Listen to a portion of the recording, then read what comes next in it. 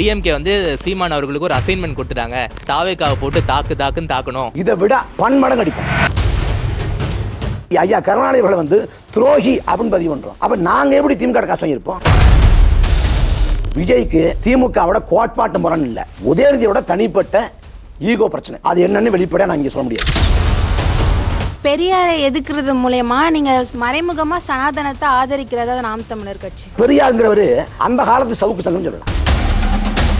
அந்த காலகட்டத்திலேயே பெரியார் இவரை சொல்றாரு, பார்ப்பனருக்கும் துளுக்கருக்கும் இங்க என்ன வேலை, நீ ஆப்கானிஸ்தானுக்கு போ, பாகிஸ்தானுக்கு போ அப்படின்னு. உதயநிதி ஸ்டாலின் வந்து சனாதனத்தை ஒழிப்பும்னு. ஆனா உதயநிதிக்கு சனாதனம்னா என்னன்னு தெரியும். திமுகவில் உதயநிதி சேப்பாக்கத்துல காசு தராம சரியா வச்சு போடுவார. நான் சொல்லுவேன் உதயநிதி தான். இப்போ சீமான் இருக்காரு, அவருக்கு ஒரு வீடு இருக்கு, பீச் ஹவுஸ்ல இருக்காரு. எங்க பாட்டி எங்க தாத்தா எல்லாரும் கூரை வீட்லயே இருக்குன்னு சொல்ல வரீங்களா? நீங்க வந்து சாதி ஆணவ கொலைன்னு சொல்லுவீங்க, நான் வந்து இது குடியுரிமை கொலை அப்படின்னு சொல்லிட்டு ஒரு மேடையில் சீமான் பேசியிருக்காரு. ஐயா சுபவி சொல்றாங்க, நான் வந்து கள்ளக்காதல்னு சொல்ல மாட்டேன், திருமணம் கடந்த உறவுன்னு சொல்லுவேங்கிறாங்க. அப்ப ஐயா அதை ஆதரிக்கிறாங்க அர்த்தமா? இஸ்லாத்தோ கிறித்துவமோ பிறப்பின் அடிப்படையில் சாதி அப்படிங்கிற கட்டமைப்பை வந்து ஏற்கவும் இல்லை, அதை முன்மொழியவும் இல்லை. பிறப்பின் வழியே சாதிங்கிற கட்டமைப்பை வைக்கக்கூடிய ஒரே மதம் இந்து மதம். விஜய் அவர்கள் ஒருவேளை இந்த சட்டமன்ற தேர்தலில் போட்டியிட்டா சாட்டை சுழலும் சொல்லிட்டு சாட்டை துரைமுருகன் சொன்னாரு. இப்படிப்பட்ட அரசியல் வந்து தமிழ்நாட்டுக்கு சீர்கேடு, மிக பிற்போக்கான குற்றம். 2026 விஜய் தோத்து போனா ஆதவங்க இருப்பாரு, புசி இருப்பாரு, கட்சி கலகலத்து போகும். எந்த தேர்தலும் வெற்றி பண்ண வச்சுக்கோம். நாங்க கடைசி வரைக்கும் இந்த மண்ணுக்காக மக்களுக்காக போராடி செத்தவங்களை பயன்படுத்திட்டு போறோம்.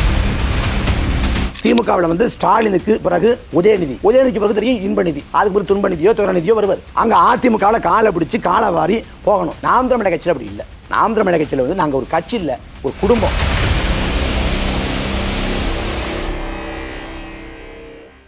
இப்போ நம்மளுடைய அமர்வில் நம்மளோட சிறப்பு விருந்தினராக இணைந்திருப்பவர் நாம் தமிழர் கட்சியிலிருந்து திரு இடும்பாவனம் கார்த்திக் அவர்கள். ஒரு அறிமுகம் உங்களுக்கெல்லாம் தேவை இருக்காது அப்படின்னு நினைக்கிறேன். இங்கே இருக்கிறவங்க அனைவருக்குமே ரொம்ப பரிச்சயமான ஒரு முகம் இடும்பாவனம் கார்த்திக் அவர்கள்.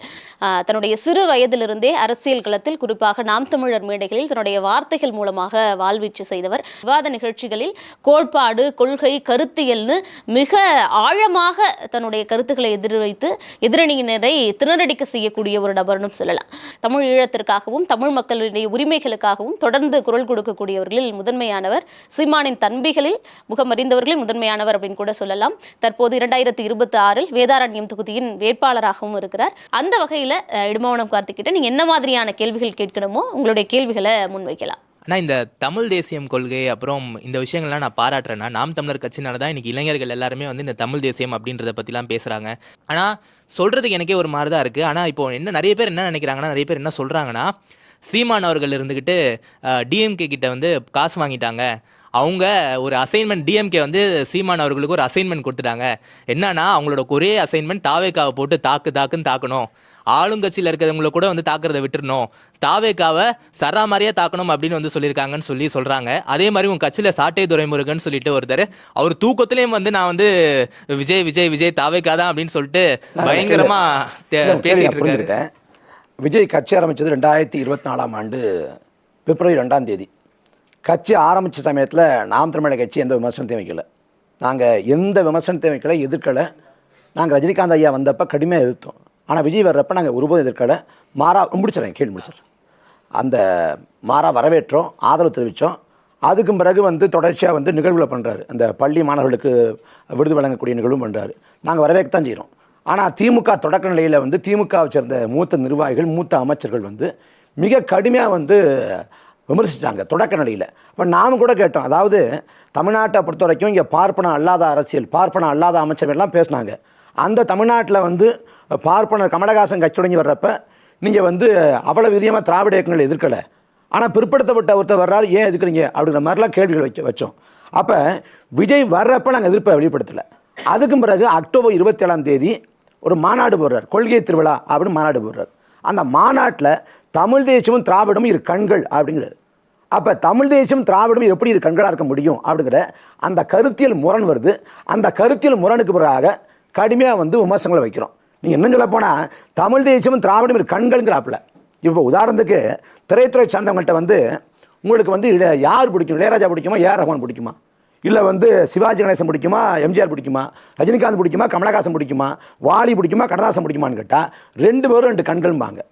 அந்த மாதிரி தமிழ் தேசியமும் திராவிடமும் கண்கள் அப்படின்னு சொன்னாரே ஒழிய அது எப்படின்னு சொல்லலை. இன்னும் சொல்ல போனால் பெரியாரும் அண்ணாவும் இருக்கிறாங்க திராவிட இயக்கத்தோட மூலவர்கள். பெரியார் வைத்தது திராவிடர் இரு விகுதி, அண்ணா வைத்தது திராவிடம் இம்விகுதி. பெரியார் வச்சதுல பார்ப்பனர் வரமாட்டாங்க, அண்ணா வச்சதுல பார்ப்பனர் வருவாங்க. பெரியார் வச்சது இன கோட்பாடு, அண்ணா வச்சது நில கோட்பாடு. இப்போ திராவிடமும் திராவிடமே ஒன்றும் இல்லைங்கிறப்ப தமிழ் தேசியமும் திராவிடம் எப்படி ஒன்றா இருக்க முடியும்? அப்போ இந்த கருத்தியல் முரணில் நாங்கள் கடுமையாக பேசுகிறோம். அதுக்கு பிறகு கரூர் மரணங்கள், அந்த கரூர் மரணங்கள் இப்போ தான் இந்த திமுக கிட்ட காசு வாங்கிட்டாங்க அப்படிங்கிற அந்த கருத்துருவாக்கம் திட்டமிட்டு செய்யப்பட்டுச்சு. நான் முடிச்சிடறேன். கரூர் மரணம் அதுக்கு முதல் நாள் வந்து என் சட்டமன்ற தொகுதி வேதாரண்யத்தில் வந்து ஒரு பொதுக்கூட்டத்தில் இருக்கேன். பொதுக்கூட்டத்தில் பேச்சு முடிச்சுட்டு இறங்குறப்ப அங்கே பொறுப்பாளர் சொல்கிறாரு, விஜயோட கூட்டத்தில் வந்து இறந்து போயிட்டாங்களாம் 10 பேர் அப்படிங்கிறாரு. நான் அலைபேசி வாங்கி பார்க்குற மாத்திரத்தில் அந்த அவசர ஊர்தி போகிற சத்தம் 20 பேர் இறப்பு 30 பேர் இறப்புன்னு பார்க்குறப்ப கண்ணில் தனியாக ஊற்றுது. என்ன பண்ணு தெரியல. அப்படின்னா அடுத்த நாள் கோயம்புத்தூரில் எனக்கு பொதுக்கூட்டம் பண்ணிச்சு. அதனால் அந்த பயணச்சீட்டு பதிவு பண்ணியிருந்தேன். கோயம்புத்தூர் போக வேண்டாம், நம்ம கரூரில் இறங்கலாம்ட்டு விடிய காலம் 2 மணி 3 மணிக்கெல்லாம் அங்கே போயிட்டோம். அங்கே போய் அங்கேயே நிற்கிறோம். அவ்வளவு அவசர ஊர்திகள், அவ்வளவு ஒப்பாரி, ஓலம், கண்ணீர், கதறல், அவ்வளவு சத்தம். அங்கே வந்து விடிய காலம் 4-4:30 மணிக்கு பார்க்குறப்ப அங்கே பிணவரை வாசலில் வரிசையாக உடம்பு அடுக்கி வைக்கப்படுது. வரிசையாக அடுக்கி வைக்கப்படுறப்ப அதில் வந்து மாலை போட போகிறாங்க. நம்ம உறவுகள் வந்து மாலை போட போகிறாங்க. உடம்புக்கு மாலை போட்டு 2வது உடம்புக்கு மாலை போட வந்து எனக்கு கையில் மாலையை கொடுத்து போட சொல்கிறாங்க. நான் மாலை போட கிட்ட நெருங்குற சமயத்தில் அந்த உடம்பு என்னால் அனுமானிக்க முடியல. இன்னும் உடம்பு சின்னதாக இருக்குது அப்படிங்கிற மாதிரி ஏதோ தோன்றப்ப அந்த நொடி கடைசி நொடியில் தெரியுது அது வந்து ஒரு முழு உடம்பு இல்லை, ஒரு குழந்தை அப்படின்னு தெரியுது. மாலை போட முடியாமல் ஒரு திணறி அந்த இடத்துல அழுதுகிட்டு நான் நகர்ந்து வந்துட்டேன். அந்த சமயத்தில் அதுக்கு பிறகு அடுத்த நாள் வந்து ஆகாஷ்னு ஒரு தம்பி, அவரும் ஒரு காதலியும் அதில் இறந்து போனாங்க. அந்த ஆகாஷும் அவர் தம்பியும் இறந்து போன, அவரோட காதலியும் இறந்து போன அதில் வந்து அடுத்த நாள் மதியம் தான் உடம்பை கொடுத்தாங்க. உடம்பை கொடுக்குறப்ப அந்த ஆகாஷோட நண்பர்கள்லாம் எழுந்துச்சு வந்துடுறா அப்படின்னு கதறாங்க. ஒரு அக்கா வந்து உன்னை யாரா போக சொல்லி போயிட்டேடா அப்படின்னு. இந்த கதறல், இந்த கண்ணீர், இதெல்லாம் மண்டைக்குள்ள ஏறின பிறகு தான் கொலவெறி வந்துச்சு.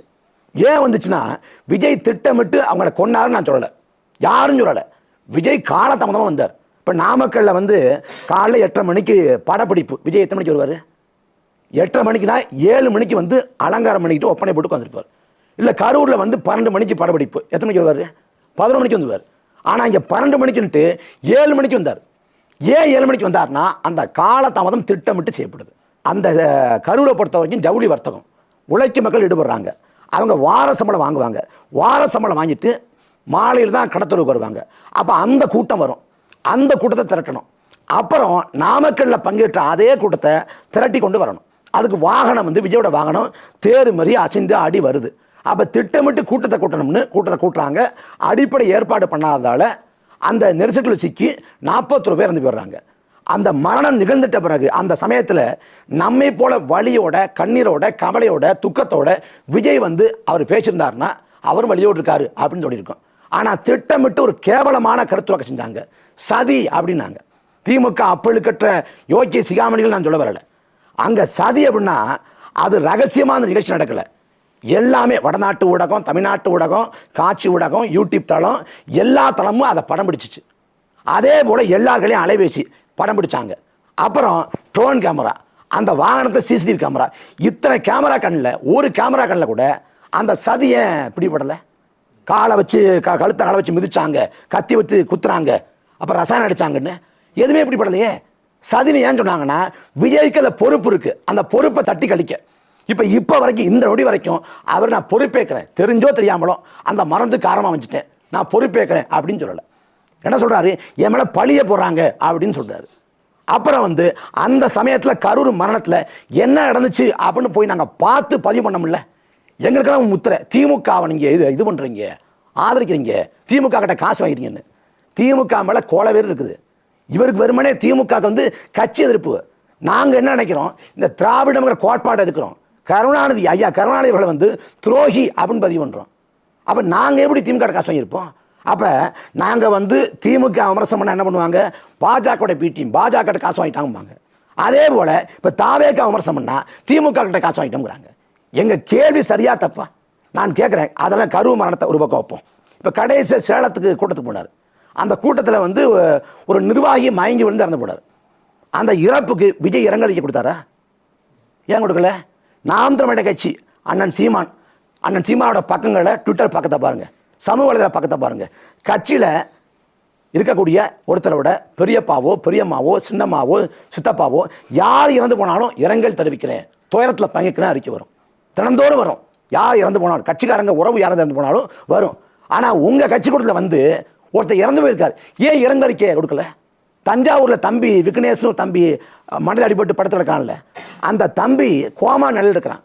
அவங்க அப்பா சொல்கிறாரு, ஒரு பால் விற்பனை செய்யக்கூடிய அவர் சொல்கிறாரு, விஜய் வந்து பார்த்தா அவன் எழுச்சுவானோ என்னமோ தெரில, அவனுக்கு தாய் தந்தை தளபதின்னு சொல்லுவான், வந்து ஒருத்தரும் பார்க்கலங்கிறார். போய் பார்த்துக்கணுமா இல்லையா? மக்களுக்கு ஒன்றா அந்த விஜய் வந்து நிற்பான், வந்து போராடுவான் அப்படின்னு பேசுறாருல, ஏன் வரலை? அப்போ நான் தான் தமிழ்நாடு தான் நான்கிறார். தமிழ்நாட்டு மக்களுக்காக நீ செஞ்சது என்ன? என்னை பார்க்க வந்து செத்து போனால் கூட நான் கண்டுகொள்ள மாட்டேன்னா இந்த தலைக்கணமும் இந்த மமதையும் இந்த அகம்பாவமும் ஆபத்தா இல்லையா? அப்போ நாங்கள் திமுக அதிமுகவை களத்தில் வீழ்த்துவோம், களத்துக்கு முடிய தாவேக்கா வீழ்த்துவோம்னு சொல்கிறோம். அதனால் பொழுதுனைக்கு விஜய் இல்லை அடிச்சு இருக்குவோம், எந்த சந்தேகமும் இல்லை. இப்படிப்பட்ட அரசியல் வந்து தமிழ்நாட்டுக்கு சீர்கேடு, மிக பிற்போக்கான கூட்டம். நான் வந்து பாக்குறவங்களுக்கு எப்படி இருக்குன்னா, அவர் வந்து ஒரு ஸ்டாண்டே வந்து முன்ன பின்ன மாத்திக்கிறாரு அப்படின்ற மாதிரி இருக்கு. இல்ல நான் சொல்லிடுறேன்னா, ஏன்னா வந்து ஃபர்ஸ்ட் வந்து விஜய் வர்றதுக்கு முன்னாடி அவங்க என்ன சொன்னாங்கன்னா, என் தம்பி வந்தா நான் துணை முதலமைச்சர் பதவி கொடுப்பேன், அவர் என் தம்பி தான், ஒன்றும் பிரச்சனை இல்லை அப்படிலாம் வந்து சொன்னாங்க. அதுக்கப்புறமா வந்து ஒன்னு இந்த பக்கம் நில்ல, இல்ல அந்த பக்கம் நில்ல, நடுவில் நின்னா லாரி ஏறி செத்து போயிடுவேன்னு சொல்லி நம்ம பாக்குறப்ப நம்ம ஒரு காணொலியை வந்து முழுமையா பார்க்கணும், ரீல்ஸ் பார்த்துட்டு பேசக்கூடாது. அதாவது துணை முதலமைச்சர் பொறுப்பு கொடுப்பேன்னு சொன்னார்ல, அது எந்த மேடை? அந்த மேடையில் தனுஷுக்கு பொறுப்பு கொடுப்பேன்னாரு, சிவகார்த்திக் கொடுப்பேன்னாரு. இவங்க அரசியல் இருக்காங்களா? அங்கே வரிசையாக வந்து ஒவ்வொரு நடிகராக போட்டு இந்த நடிகருக்கு என்ன கொடுப்பீங்க அப்படின்னு இருக்கிறாங்க. இவருக்கு கலாச்சாரத்துறை கொடுப்பேன், இவருக்கு நிர்வாகம் கொடுப்பேன், இவருக்கு நிதித்துறை கொடுப்பேன், கடைசி விஜய் படம் வருது, அதுவும் கேடியாக கிண்டலாக கேட்குறப்ப அவருக்கு இதை கொடுப்பேங்கிறாரு. நீங்கள் அது வந்து ஒரு நகைச்சுவையாக கேட்கப்படுது முதல் செய்தி. அப்புறம் வந்து இதில் விஜய் வந்து நாங்கள் விமர்சிக்க மாட்டோம் அப்படின்னு இருந்தோம், அப்படின்னு நாங்கள் விமர்சிக்காமல் கடந்து போகலாம் அப்படி தான் இருந்தோம். ஆனால் ஒரு திரைக்கவர்ச்சியை பயன்படுத்தி ஒரு பிற்போக்கான கூட்டத்தை உருவாக்குறப்ப, தமிழ் தேசிய கருத்தியலை வந்து மழுங்கடிக்கிறப்ப விமர்சிக்காமல் தவிர்க்க முடியாது. அந்த விமர்சனம் அந்த லெவல் தானே எல்லாரும் சொல்கிறாங்க. என்ன லெவல்? இப்போ இவ்வளோ பிரச்சனை இங்கே தமிழ்நாட்டில் சட்டம் ஒழுங்கு அப்படின்றது வந்து நடக்குது, அது அதிகமாக விமர்சனம் செய்யறதை விட விஜய் வந்து அதாவது அதிகமாக சாட்டை துறைமுருகன் வந்து விமர்சனம் செய்கிறாங்க அப்படின்னு சொல்லி நிறைய நாம் தமிழர் கட்சியோட பொதுக்கூட்டங்கள், ஒரு பொதுக்கூட்டத்தில் வந்து அண்ணன் சாட்டை துறைமுருகனும் நானும் பேசுகிறேன் அப்படின்னா சராசரியாக 1 மணிலேருந்து 1.5 மணி நேரம் பேசுவோம். அந்த 1.5 மணி நேரத்தில் 1 மணி நேரம் 20 நிமிஷம் எதை பேசுவோம்னா, திமுகவை அதிமுகவை ஊழலை அராஜகத்தை போதை கலாச்சாரத்தை அடக்குமுறையை ஒடுக்குமுறையை எல்லாம் பேசி வர்றப்ப கடைசி 10 நிமிஷம் விஜயை பேசுவோம். இந்த ஊடகங்கள் என்ன பண்ணுதுன்னா, நாங்கள் திமுக பேசுனதை காட்சிப்படுத்துறது இல்லை, அதிமுக பேசுகிறத செய்தி ஆக்குறது இல்லை, விஜயை பேசுகிறப்ப அதை பிரத்யேகமாக எடுத்து போடுறாங்க. அப்போ நீங்கள் நினைக்கிறீங்க விஜயை மட்டும் பேசுகிறோம்ட்டு. விஜயை மட்டும் இல்லை, எல்லாரையும் பேசுகிறோம். இப்போ நாம் தமிழர் கட்சி திமுக கிட்ட காசு வாங்கிச்சு அப்படின்னு ஒரு கருத்துரை ஏற்படுத்தல. திமுகவோட எந்த நிலைப்பாட்டை நாம் ஆதரிச்சோம்? எந்த நிலைப்பாட்டை? இன்னும் சொல்ல போனால் களத்தில் வந்து இல்லாத ஒரு தலைவர்னா விஜய் தான். ஒரு எதிர்கட்சி அப்படின்னு என்ன பண்ணோம்னா, மக்களை வந்து போராட தயார் பண்ணணும். இந்த ஆட்சியில் இந்த அவலம் நடக்குது, கொடுமை நடக்குது, அக்கிரமம் நடக்குது, ஊழல் நடக்குது அப்படின்னு மக்களை போராட தயார் பண்ணணும். இல்லை மக்கள் தன்னெழுச்சியாக போராடுறாங்களா? இப்போ தூய்மை பணியாளர்கள் போராடுறாங்க, செவிலியர்கள் போராடுறாங்க, மருத்துவ பணியாளர்கள் போராடுறாங்க, அங்கன்வாடி ஊழியர்கள் போராடுறாங்க, ஆசிரியர் பெருமக்கள் போராடுறாங்க. எல்லாரும் போராடுறப்ப போராட்ட காலத்தில் நின்று போராட்டத்துக்கு வந்து ஆதரவாக நிற்குது. அப்போ நாங்கள் திமுகவுக்கு நெருக்கடியை கொடுத்து கொண்டிருக்கோம். விஜய் எந்த போராட்டம் எடுத்தார்? 2 ஆண்டு காலத்தில் எத்தனை போராட்டம் எடுத்தார்? ஒரே ஒரு போராட்டம் 3/4 மணி நேரம் பேசுனது, 4 நிமிஷம் 5 நிமிஷம் தான். அப்போ அவர் ஆளுங்கட்சிக்கு ஆதரவாக தான் இருக்கிறாரு. நீங்கள் அவர் திமுக அதுக்காக சொல்கிறாங்கல்ல, திமுக எதிர்ப்பே மேலோட்டமானது. இன்னும் சொல்ல போனால் விஜய்க்கு ஆதரவாக திமுக இயங்கியது. கரூர் மரணத்தில் நியாயமாக பார்த்தா விஜய் மேலே வழக்கு போட்டு சிறைப்படுத்திருக்கணும். இவர் அல்லு அர்ஜுனா மேலே வழக்கு போட்டாங்கல்ல, சிறைப்படுத்தினாங்கல்ல, இவர் மேலே வழக்கு போடல. ஏன்னா திமுகவுக்கும் லாபரட்ட கணக்கு. ஒரு வேளை வழக்கு போட்டால் அவருக்கு வந்து ஒரு பச்சாதாபம் ஆகிடும், தமிழ்நாடு முழுக்க ஒரு அனுதாபம் வந்துடும், வாக்கரசியில் தாக்கத்தை ஏற்படுத்தும் அப்படின்னு நினச்சிக்கிட்டு திமுக வழக்கு போடாமல் தப்பிக்க விட்டது. இந்த பக்கம் அதிமுக பொறுத்த வரைக்கும் இந்த நேரத்தில் நம்ம காப்பாற்றி விட்டோம்னா நம்மளோட கூட்டணிக்கு வருவார்னு கணக்கு போட்டுக்கிட்டு 41 பேர் பிணத்தின் மீது கூட்டணி வைக்க அவங்க அலைஞ்சாங்க. அந்த சமயத்தில் எது உண்மையாக அதை பேசணும், எங்களுக்கு வலிச்சிச்சு பேசணும். அப்போ அதில் வந்து நாங்கள் தாவேக்கா பேசினாலே திமுகவுக்கு ஆதரவாக இருக்கிறாங்க, திமுக ஆதரவாக இருக்கிறாங்கன்னா எனக்கு அதாவது தாவேக்காவோட அரசியலை நான் புரிஞ்சிக்க முடியல. அதாவது அவங்க வந்து அதிமுகவை ஊழல் சக்திங்கிறாங்க, செங்கோட்டையில் பக்கத்தில் வச்சுக்கிறாங்க, ஜெயலலிதாவை வழிகாட்டிங்கிறாங்க, திமுக பொறுத்த வரைக்கும் கருணாநிதி ஐயாவை வந்து வழிகாட்டிங்கிறாங்க. ஆனால் 69க்கு பிறகு திமுக கெட்டு போச்சுங்கிறாங்க. அப்போ எதுலையுமே தெளிவில்லையேங்க, கொள்கை கோட்பாடு எதுலையுமே தெளிவில்லையே. ஒட்டுமொத்த கூட்டமும் அரசியலற்ற கூட்டமாக இருக்குது. திரைப்படத்தில் விஜய் பார்க்குறாங்கல்ல, ஒரே நேரத்தில் 1000 பேர் அடித்து பறக்க விடுவார்ல, அதோட தொடர்ச்சி நினைக்கிறாங்க. இவர் பாடி கார்டு இல்லாமல் வர மாட்டார். எவ்வளவு கொடுமை. நீங்கள் மக்கள் பிரச்சனைக்காக விஜய் பேசுவார் அப்படின்னு எதிர்பார்த்தா இவர் படம் ஜனநாயகனுக்கு மக்கள் பேசுகிறான், இவர் பேச மாட்டேங்கிறாரு. பேசவே இல்லையே. ஜனநாயகன் படம் இருக்குது, படம் வந்து திட்டமிட்டு முடக்கப்படுது, எல்லாரும் கண்டிச்சாங்க. அது கருத்துரிமைக்கு எதிரானது, படைப்புரிமைக்கு எதிரானது, நம்ம எதிர்க்கிறோம். ஆனால் விஜய் ஏன் பேசலை, ஏன் கண்டிக்கல? அவர் எதுவும் பேச மாட்டார். அவர் வந்து ஏன்டா இந்த விஜயை தொட்டம் நினச்சி இங்கே நினச்சி ஃபீல் பண்ணுவீங்க. இந்த வருத்தப்பட வாடி மிஸ்டேக் படத்தில் வந்து நகைச்சுவை வரும், கட்டை விட்டு விடுங்க, எங்க கட்டவே இல்லைங்க அப்படிம்பாரு. திமுக ஒன்றுமே பரவாயில்ல, திமுக காப்பாற்றி கொண்டிருக்கு. அப்போ விஜய் பேசினா ஒரு சாயம் பூசுறது. நாங்கள் வைக்கக்கூடிய கேள்வி சரியா தப்பா, வைக்கக்கூடிய வாதம் சரியா தப்பா, வைக்கக்கூடிய தர்க்கம் சரியா தப்பா, அதுக்கு போய் சொல்லுங்க. கேள்வி கேட்குற ஆளுக்கு ஒரு சாயத்தை பூசாதீங்க. விஜய்க்கு நான் வெளிப்படையாக சொல்ல முடியாது, விஜய்க்கு திமுகவோட கோட்பாட்டு முரண் இல்லை, உதயநிதியோட தனிப்பட்ட ஈகோ பிரச்சனை. அது என்னன்னு வெளிப்படையாக நான் இங்கே சொல்ல முடியாது. அதுதான் அவருக்கு பிரச்சனை. மற்றபடி அவர் கோட்பாடு, கொள்கை, நிலைப்பாடு இது வரைக்கும் ஊடகங்கள் திரும்ப திரும்ப விஜய் பேசுது. ஏன் ஊடகத்திட்ட விஜய் பேசலை? சர்க்காரில் பேசுறாரு, மெர்சலில் பேசுறாரு, சர்க்கார் அப்புறம் வந்து கத்தி படத்தில் 20 நிமிஷம் பேசுறாரு. ஏன் பேசலை? ஏன்னா அப்படி பேசினார்னா அவர் ஞான சூன்யன்னு உலகத்தை தெரிஞ்சிடும். அவர் ஒன்றும் தெரியாது, மக்களவைக்கும் மாநிலங்களவைக்கும் வேறுபாடு தெரியாது, அவங்களுக்கு கூட்டணி ஆச்சுன்னா என்ன, கூட்டாச்சுன்னா என்ன எதுவும் தெரியாது. அதை விட டிரான்ஸ்ஃபார்மரில் ஏறினா உயிர் படும் தெரியாது. அப்படிப்பட்ட கட்சியை தமிழ் இளைஞர் கூட்டம் வந்து நம்பிக்கொண்டு போய் விழுறப்ப, விட்டில் பூச்சி போல போய் விழுறப்ப அதை அம்பலப்படுத்த வேண்டிய அவசியம் இருக்குது. அவர் வந்து நம்மாழ்வார் சொல்கிறப்ப சந்தர்ப்ப சூழல் வந்து ஒரு கோழையை வீரனாக்காது, வீரனை கோழையாக்காது, அவன் யாருன்னு அடையாளம் காட்டுங்கிறார். அப்படி அடையாளம் காட்டுதில்ல. 41 பேர் செத்து விழுந்தப்ப நீங்கள் என்ன நடந்தாலும் பரவாயில்ல, நான் களத்தை விட்டு போக மாட்டேன். இல்லை காவல்துறை அங்கே போனால் பிரச்சனை சொல்லுதா, நீங்கள் கரூரில் இருக்க வேண்டாம், திருச்சியில், சேலத்தில், கோயம்புத்தூரில் போய் உயர் நட்சத்திர விடுதலை தங்குங்க. உங்கள் கட்சியோட முதன்மை நிர்வாகிகளை கூப்பிட்டு போர்க்கால அடிப்படையில் எல்லாரும் களத்துக்கு போங்க. யாருக்கு என்ன ஆச்சுன்னு பாருங்க. மருத்துவமனை சிகிச்சை பெறாங்களா, அவங்க மீண்டு வரதுக்கு உதவி பண்ணுங்க. இறந்து போயிட்டாங்களா, அவங்க வீட்டில் ஒரு பிள்ளை போல இருந்து ஈமச்சடங்கு பண்ணி எல்லாம் பண்ணுங்க. கட்சிக்காரன் இறந்து போனானா கட்சி கொடியை உடம்பு மேலே போத்துங்க, கட்சி கொடியை அரைக்கம்பத்தில் பறக்க விடுங்க. நீங்கள் போய் நில்லுங்கன்னு சொல்லணும்ல. ஒரு ஆள் இல்லைங்க, ஒரு ஆள் இல்லை. திமுக மேலே, அதிமுக மேலே, காங்கிரஸ் மேலே, பாஜக மேலே விமர்சனம் இருக்கு. ஆனால் அத்தனை கட்சி வந்து நின்றுச்சு, ஒரு கட்சிக்காரன் இல்லை. அப்போ மக்கள் செத்து விழுறப்ப விட்டுட்டு களத்து விட்டு போயிட்டாரே. நான் கேட்குறேன், இப்போ நீங்களும் நானும் நம்ம வாகனத்தில் போகிறோம், குறுக்க ஒரு நாய்க்குட்டி விழுந்துருது, ஒரு கண்ணுக்குட்டி விழுந்துருது. அன்னைக்கு இரவு உங்களால் சாப்பிட முடியுமா? நம்மளால் குற்ற உணர்ச்சி கொண்டுறோம். உங்களால் என்னால் 40 உயிர் போச்சு அப்படின்னு தெரிஞ்சால் நம்ம வந்து உளவியல் நோயாளியாக மாறி தற்கொலை பண்ணிக்க போயிடுவோம். நம்மளால் இத்தனை உயிர் போயிடுச்சுன்ட்டு. பீஸ்ட் படம் பார்த்துருப்பீங்க. பீஸ்ட் படத்தில் மொதல் காட்சி என்ன? மொதல் காட்சியில் குழந்தை இறந்து போகுது. அந்த குழந்தை இறந்து போனோடனே அவருக்கு தூக்கம் வரல, குற்ற உணர்ச்சி ஆறாரு. உளவியல் நிபுணரை பார்க்க போகிறாரு. உளவியல் நிபுணர் அவர் சேர்ந்துக்கிட்டு அப்புறம் நடிகை பார்க்க போகிறாங்க. இது கதை அங்கே தொடங்குது. இதில் ஒரு குழந்தை இறந்து போச்சோடனே குற்ற உணர்ச்சி இல்லாமல் தவிக்கிற விஜய் நிஜத்தில் 8 குழந்தை அந்த வேலாயுதம் பாளையத்துக்கு கடந்த மாதம் கூட்டத்துக்கு போகிறோம். அந்த இடத்துக்கு போனாலே மனசு அவளை இறுக்கமாக மாறிடுது. அங்கே வந்து ஒரு அத்தக்காரி வந்து தன்னோட மருமக பிள்ளையை வந்து தூக்கிட்டு போகிறார். மரத்து மேலே ஏறி மரத்து கிளை முறிஞ்சு விழுந்து அந்த கிளை வந்து வயத்தில் குத்தி, அந்த குழந்தையோட வயத்தில் குத்தி குடல் சரிஞ்சு இறந்து போனேன். அப்போ இதெல்லாம் பார்க்குறப்ப, அந்த குழந்தையெல்லாம் பார்க்குறப்ப ஒரு மாற்றுத்திறனாளி தாய், பேச முடியாத மாற்றுத்திறனாளி தாய் வந்து தன்னோட மகனை இழந்துட்டு நம்மளாம் கதறுவோம், கத்துவோம், ஒப்பாரி வைப்போம். அவளால் பேச முடியாமல் கதறா. அதை பார்க்குறப்ப அவ்வளோ வெறி வருது. ஒரு தாய்க்கு வந்து கண் பார்வை கிடையாது, தன் மகன் கண் பார்வை போயிடுச்சு, நான் சம்பாதிச்சு உன் கண் பார்வை கொண்டு வரேங்கிறா. வெளிச்சம் போல அந்த மகன் இருக்கிறான், அந்த மகன் இறந்து போயிட்டான், அந்த தாய் நிர்கதிட்டு நிற்கிறா.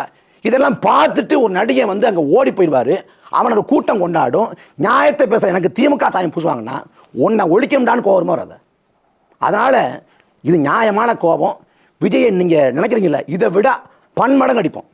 விட மாட்டோம். பெரியாரை எதிர்க்கிறது மூலயமா நீங்க மறைமுகமா சனாதனத்தை ஆதரிக்கிறதா நாம் தமிழர் கட்சி? அதாவது பெரியார் எதிர்ப்பு அப்படின்னா ஒரு நாளில் அந்த நிலைப்பாட்டுக்கு வரல. நாம் தமிழர் இயக்கமாக இருந்து நாம் தமிழர் கட்சியாக மாறுறோம்.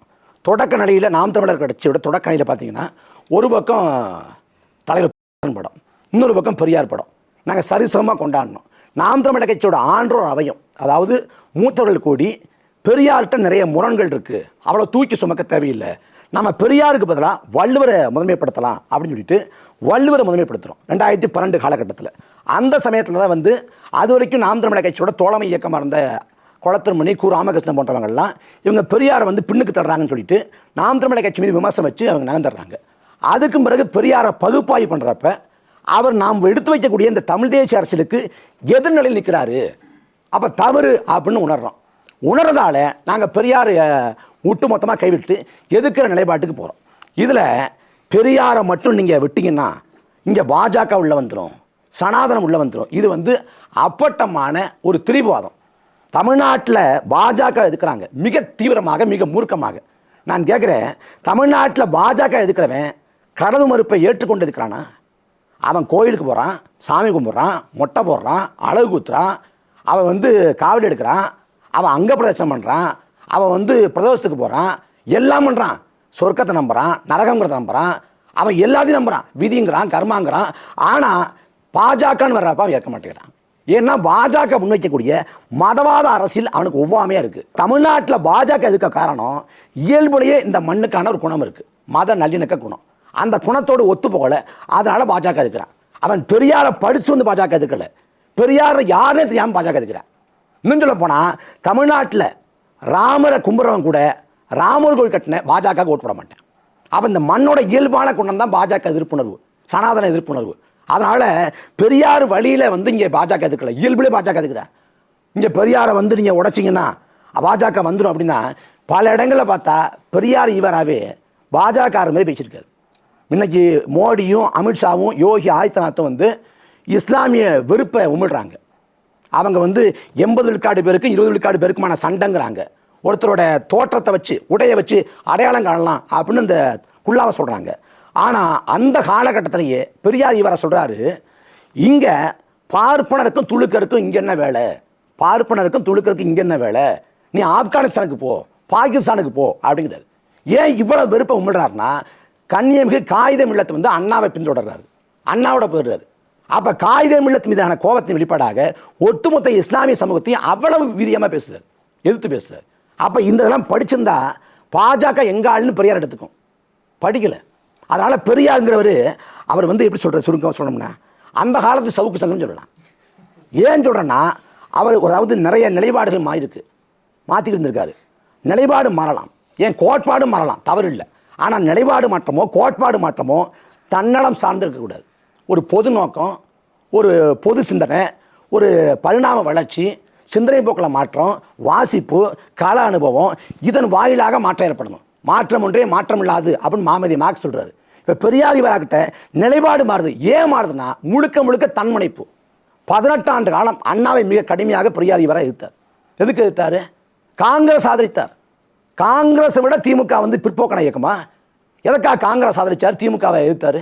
காரணம் ஒன்றே ஒன்று தான், அண்ணா மீதான காழ்ப்புணர்ச்சி, அண்ணா மீது வன்மம், கோபம். 18 ஆண்டு கழிச்சு திமுக ஆட்சியை பிடிச்ச உடனே இங்கே திருச்சியில் இருக்கிற ஐயா பெரியார் கண்ணீர் துளி பசங்க எழுந்தவர் அதுக்கும் பிறகு திமுகங்கிற நிலைப்பாட்டுக்கு வர்றாரு. திமுகவை தடபுறணுங்கிறாரு. எப்போ? முதல்ல. அதுக்கும் பிறகு திமுகவை இந்தியா முழுக்க விரிவுபடுத்துங்கிறார். 30கள் அவர் சொல்கிறாரு இஸ்லாமிய அருமருந்து, இஸ்லாத்தை பின்பற்றுங்கிறார். 30 இல்லை, 60ல் இஸ்லாமியருக்கு இங்கே என்ன வேலை, நீ பாகிஸ்தானுக்கு போ, நீ ஆப்கானிஸ்தானுக்கு போங்கிறார். 30கள் என்ன சொல்கிறாரு, அதாவது கூலி உயர்வு கட்டு போராடாதீங்க, கிடைக்கக்கூடிய லாபத்தில் ஒரு பங்கை முதலாளிகிட்ட கேளுங்கிறார் 30களில். 60ல் என்ன சொல்கிறாரு, நீங்கள் கிடைக்கிற கூலியை வச்சு வாழ கற்றுக்கங்கிறார். இப்படி நிலைப்பாடுகள் முழுக்க முழுக்க முழுக்க தன்முனைப்பு சார்ந்து இருக்கு. அப்போ இதை உடச்சி பேசணுமா இல்லையா? பெரியாரோ கடவுள் ஆக்கிட்டாங்க, இங்கே கடவுள் ஆக்கிட்டாங்க. நீங்கள் புத்தர் சொன்னார் ஆசையே துன்பத்துக்கு காரணம்னாரு. ஆனால் புத்தர் வந்து இன்னைக்கு புத்தரின் பேரில் படுகொலை நடக்குது. ஏன்னா புத்தரை வந்து உருவ வழிபாடு பண்ணுறாங்க. அதே போல் பெரியார் இவர் அவர் கோட்பாடை வைத்தார். அதில் நமக்கு முரண் இருக்குது, ஏற்பு இருக்குது, அதை தாண்டி ஒரு கோட்பாடை வச்சார். ஆனால் இங்கே என்ன சொல்கிறாங்க, பெரியாரை ஈவரா அப்படின்னு பேரை சொன்னால் நீ சங்கிங்கிறாங்க. அப்போ எப்படி சொல்கிறது இதை? அப்போ பெரியாரை பகுப்பாய்வு பண்ணுங்க, கண்மூடித்தனமே இருக்காதீங்க. அவர்கிட்ட நிறைய முரண்கள் இருக்குது. நீங்கள் என்ன சொல்கிறீங்க? பெரியாரை வச்சு தான் நாங்கள் சாதியை ஒழிக்கணும், சாதி ஒழிப்பு, சமத்துவம், சமூக நீதி, பெண்ணிய விடுதலை, அதெல்லாம் உங்களுக்கு அதை பின்பற்றுவதற்கு உங்களுக்கு பெரியார் தேவைப்படுறாருன்னா தாராளமாக பெரியார் பின்பற்றுங்க. அதே சாதி ஒழிப்பு, சமத்துவம், பெண்ணிய விடுதலை, சமூக நீதி, இது எல்லாத்தையும் நாங்கள் செயல்படுத்துவதற்கு எங்களுக்கு பிரபாகரன் போதும், நாங்கள் அவரை வச்சு செயல்படுத்தி போகிறோம். அப்போ எங்களுக்கு பெரியார் எதிர்ப்புங்கிறது அதை சனாதனத்துக்கு ஆதரவு இல்லை. சனாதனத்தை எதிர்க்கிறது நாங்கள் தான். இன்னும் சொல்ல போனால் திமுக பொறுத்த வரைக்கும் உதயநிதி ஸ்டாலின் சனாதனத்தை ஒழிப்பும்னார். அந்த கருத்து நமக்கு மாற்று கருத்து இல்லை. ஆனால் உதயநிதிக்கு சனாதனம்னா என்னன்னு தெரியல. அந்த கூட்டம் என்னன்னா, கூட்டம் சனாதனத்தை ஒழிப்போம் மாநாடு. உதயநிதி போகிறார், எந்த முன் தயாரிப்பும் இல்லை, போயிட்டார். போனோன்னா பார்க்குறாரு சனாதன ஒழிப்பு மாநாடு, என்ன பேசுறது? அப்போ சனாதனத்தை ஒழிக்கணும். எப்படி? டெங்கு ஒழிக்கிற மாதிரி, மலேரியா ஒழிக்கிற மாதிரி சனாதனத்தை ஒழிக்கணும். டெங்கு மலேரியாவுக்கு கொசு ஒழிச்சா போதும், ஒழிஞ்சிடும். சனாதனத்தை அப்படி ஒழிக்க முடியுமா? சனாதனம்னா என்ன? அது எந்த வடிவத்தில் இருக்குது? அதை ஒழிக்க ஒரு அரசு என்ன பண்ணணும்? மக்களை எப்படி ஒத்துழைப்பு தரணும்? அதை விளக்கி பேசணும். விளக்கி பேச தெரில. அவர் சனாதன ஒழிப்பு அப்படின்னு பேசுறதால அந்த சமயத்தில் பாஜக இங்கே வடநாட்டை பொறுத்த வரைக்கும் சனாதனம் அப்படின்னா இந்து மதம்ங்கிற புரிதல். அப்போ இந்து மதத்தை ஒழிக்க போகிறான் அப்படின்னு சொல்லி ஒரு கருத்துவாக செஞ்சு இந்த இந்தியா கூட்டணியை பிளக்க பாஜக அதை பயன்படுத்தி கொண்டது. ஆனால் சனாதனத்தை ஒழிப்புன்னு சொன்ன அதே உதயநிதி அடுத்த ஒரு 10 நாளுக்குள்ள நான் எந்த மதத்தையும் குறிப்பிட்டு சொல்லலை, நான் எல்லா மதத்தையும் சொன்னேங்க. எல்லா மதம்னா எந்த மதத்தில் சனாதனம் இருக்குது? இந்து மதம் தான் சனாதனம். சனாதனம்னா என்ன? பிறப்பின் வழியே கட்டமைக்கப்பட்டு அது மாறாது அப்படிங்கிறது தான் சனாதனம். அவள் சனாதன கட்டமைப்பு என்ன? அதுதான் சாதி. சாதி எங்கே இருக்குது? இந்து மதத்தில் இருக்குது. இப்போ இங்கே இருக்கக்கூடிய தேவாலயங்களில், நாகர்கோவிலில், இல்லை திருநெல்வேலியில், அங்கே தேவாலயங்களில் சாதி இருக்கலாம். ஆனால் பிரான்ஸில், இத்தாலியில் அந்த தேவாலயத்தில் சாதி இல்லை. ஏன்னா கிறித்துவம்ங்கிறது ஒருபோதும் சாதியாக இருக்கலை. இஸ்லாத்தை பொறுத்த வரைக்கும் சயா பிரிவு, சன்னி பிரிவு அப்படின்னு பிரிவு இருக்கலாம். ஆனால் இஸ்லாத்தை பொறுத்த வரைக்கும் இங்கே அகமது பட்டேல் அப்படின்னு ஒரு இஸ்லாமியில் பேருக்கு படி சாதி வச்சுக்கலாம். அது இந்திய சமூகத்தின் தாக்கம். ஆனால் இஸ்லாத்தோ கிறித்துவமோ பிறப்பின் அடிப்படையில் சாதி அப்படிங்கிற கட்டமைப்பை ஏற்கவும் இல்லை, அதை முன்மொழியவும் இல்லை. பிறப்பின் வழியே சாதிங்கிற கட்டமைப்பை வைக்கக்கூடிய ஒரே மதம் இந்து மதம். அப்போ நாங்கள் என்ன சொல்கிறோம்? நாங்கள் இந்துக்கள் இல்லை, நாங்கள் தமிழர்கள். நாங்கள் சைவ தலைவனோ, வைணவ தலைவனோ, ஆசிவக தலைவனோ, பௌத்த தலைவனோ, சமண தலைவனோ, கடவுள் மறுப்பாளராக கூட இருந்தோம். வரலாற்றில் நாங்கள் ஒருபோதும் இந்துக்கள் இல்லைங்கிறோம். இதில் எங்களுக்கு ஒரு தெளிவான தீர்க்கமான புரிதல் இருக்குது. ஆனால் திமுகவுக்கு சனாதனம்னா என்னென்ன புரிதல் இல்லை. இவங்க சொல்கிறாங்கல்ல பெரியார் வழின்னு. பெரியார் என்ன சொன்னார்? இங்கே பெரியார் அண்ணா எடுத்துக்குங்க. பெரியார் தமிழன் எப்போது இந்து என்று சொன்னானோ, தமிழன் எப்போது இந்தியன் என்று சொன்னானோ, அப்போ பண்பாட்டை இழந்தான், தன்மானத்தை இழந்தாங்கிறாரு. அந்த பெரியார்ட்டு முரண்பட்டு வெளியேறினவர் அண்ணா. அண்ணாவை பொறுத்த வரைக்கும் கடவுள் மறுப்பு கோட்பாடை கைவிட்டு ஒன்றே குலம் ஒருவனே தேவன், பிள்ளையாரை உடைக்க மாட்டேன், பிள்ளையாருக்கு தேங்காய் உடைக்க மாட்டேன்னார். அதே போல் பார்ப்பன அல்லாத அரசியல் கைவிட்டு விபி ராமன், வெங்கட பட்டாபிராமன் ஒரு பார்ப்பனரை திமுகவோட கொள்கை வகுப்பாணியில் வச்சார். அவர் தேர்தல் பாதைக்கும் அண்ணா வந்தார். இவர் பெரியார் இவரை பொறுத்த வரைக்கும் சுதந்திர நாளை கருப்பு நாள்னார், அவர் இன்ப நாள்னார். இப்படி பல மாறுபாடுகளை கொண்டிருந்த அண்ணா அதே சமயத்தில் இந்துங்கிறதே ஏற்கலை. இந்துங்கிறத ஒருபோதும் ஏற்கலை. கம்பராமாயணத்தையும் பெரிய புராணத்தையும் தீட்டு கொளுத்தணும், ஏன்னா இது தமிழர்களை இந்துக்களாக மடைமாற்றம் பண்ணுதுன்னாரு. அதாவது வீட்டுக்குள்ளே வீதி குப்பை எடுத்து உள்ளே போடுவாங்களா, பாம்பை கொண்ட படுக்கையில் போடுவாங்களா, நம்ம விடுதலை பெறத்துக்கு வாய்ப்பு இருக்கிறப்ப யாராவது சிறைக்கு போவாங்களா அப்படின்னு பல ஊமைகளை அடிக்கிட்டு சமத்துவத்தை விரும்புகிறவன் எப்படி இந்துன்னு சொல்லிக்கொள்ள முடியும்? தமிழர்கள் இந்துக்களே இல்லை அப்படின்னு அண்ணா சொன்னார். இன்னைக்கு இந்திய பெருநிலத்திலேயே தமிழர்கள் இந்துக்கள் இல்லைன்னு சொல்லக்கூடிய ஒரே கட்சி நாம் தமிழர் கட்சி. அப்போ நாங்கள் இந்துக்கள் இல்லைன்னு பேசுகிறோம். என்ன கூத்துனா, இந்தியா கூட்டணிக்குள்ள உத்தவ் தாக்கரே இருக்காரு. யார்? சிவசேனா. உத்தவ் தாக்கரே சொல்கிறாரு, என் ரத்தத்தில் இந்துத்துவம் ஊறி கிடக்கு, சாவர்கர் என் கடவுளுங்கிறார். இந்துத்துவம் என் ரத்தத்தில் ஊறி கிடக்குன்னு சொல்லக்கூடிய உத்தவ் தாக்கரே இங்கே சங்கி கிடையாது. நாங்கள் இந்துக்களே இல்லை அப்படின்னு சொல்கிறேன் நாம் தமிழர் கட்சி அண்ணன் சீமான் உங்களுக்கு சங்கி. ஏன்னா இது எல்லாமே திட்டமிடப்பட்ட கருத்துருவாக்கம். நாம் தமிழர் கட்சி தொடர்ந்து தமிழ் தேசிய கருத்தில் இயங்கிக்கிட்டு இருக்கு. ஆனால் இன்னும் சொல்ல மாதிரி பார்த்தோம்னா திராவிடத்தை எதிர்க்கிறதா தமிழ் தேசிய கருத்தில் நீங்கள் பார்க்குறீங்க. அப்போ அந்த திராவிடத்தை எதிர்க்கிறதுக்காக ஒரு பார்ப்பனிய கடப்பாறையை கொண்டு ஒரு பாலடைஞ்ச கோட்டையை நான் இடிப்பேன்னு சொல்கிறது, பார்ப்பனியம் இந்த சமூகத்தில் எந்த அளவுக்கு ஒரு தமிழ் தேசத்துக்கு எதிராக இருந்துச்சு. குறிப்பாக சொல்லணும்னா மனித தன்மைக்கு எதிரான ஒரு அரசியல். கேள்வி புரிஞ்சு. அதாவது உங்கள் கேள்வியில் ஒரு பிழை இருக்குது. அண்ணன் சீமான் சொல்கிறப்ப பார்ப்பனிய கடப்பாறைன்னு சொல்லலை, பார்ப்பன கடப்பாறைனார், பிராமண கடப்பாறைனார். பிராமணிய கடப்பாறைன்னு சொல்ல, பிராமண கடப்பாறை கொண்டு நான் வந்து திராவிட குட்டிச்சவர் ரெடி பண்ணார். அதாவது அதுக்கு என்ன பொருள் அப்படின்னா, பிராமண கடப்பாறைன்னு ஒன்று இல்லை, பிராமண கடப்பாறை திராவிட கடப்பாறைன்னு இல்லை, ஊமை தான். அதாவது தமிழ்நாட்டில் இங்கே வந்து பிராமணர் அல்லாத அரசியல், பார்ப்பனர் அல்லாத அரசியல் அப்படின்னு சொல்லி திராவிட இயக்கத்தை கட்டுறாங்க. நீதி கட்சி அங்கே தான் தொடங்கப்படுது. அந்த நீதி கட்சியோட நீச்சா இன்னைக்கு வரைக்கும் திராவிட கழகம் பார்ப்பனர் அல்லாதார இயக்கம் தான். இன்றைக்கும் திமுக பார்ப்பனர் அல்லாதார அமைச்சரவை தான்.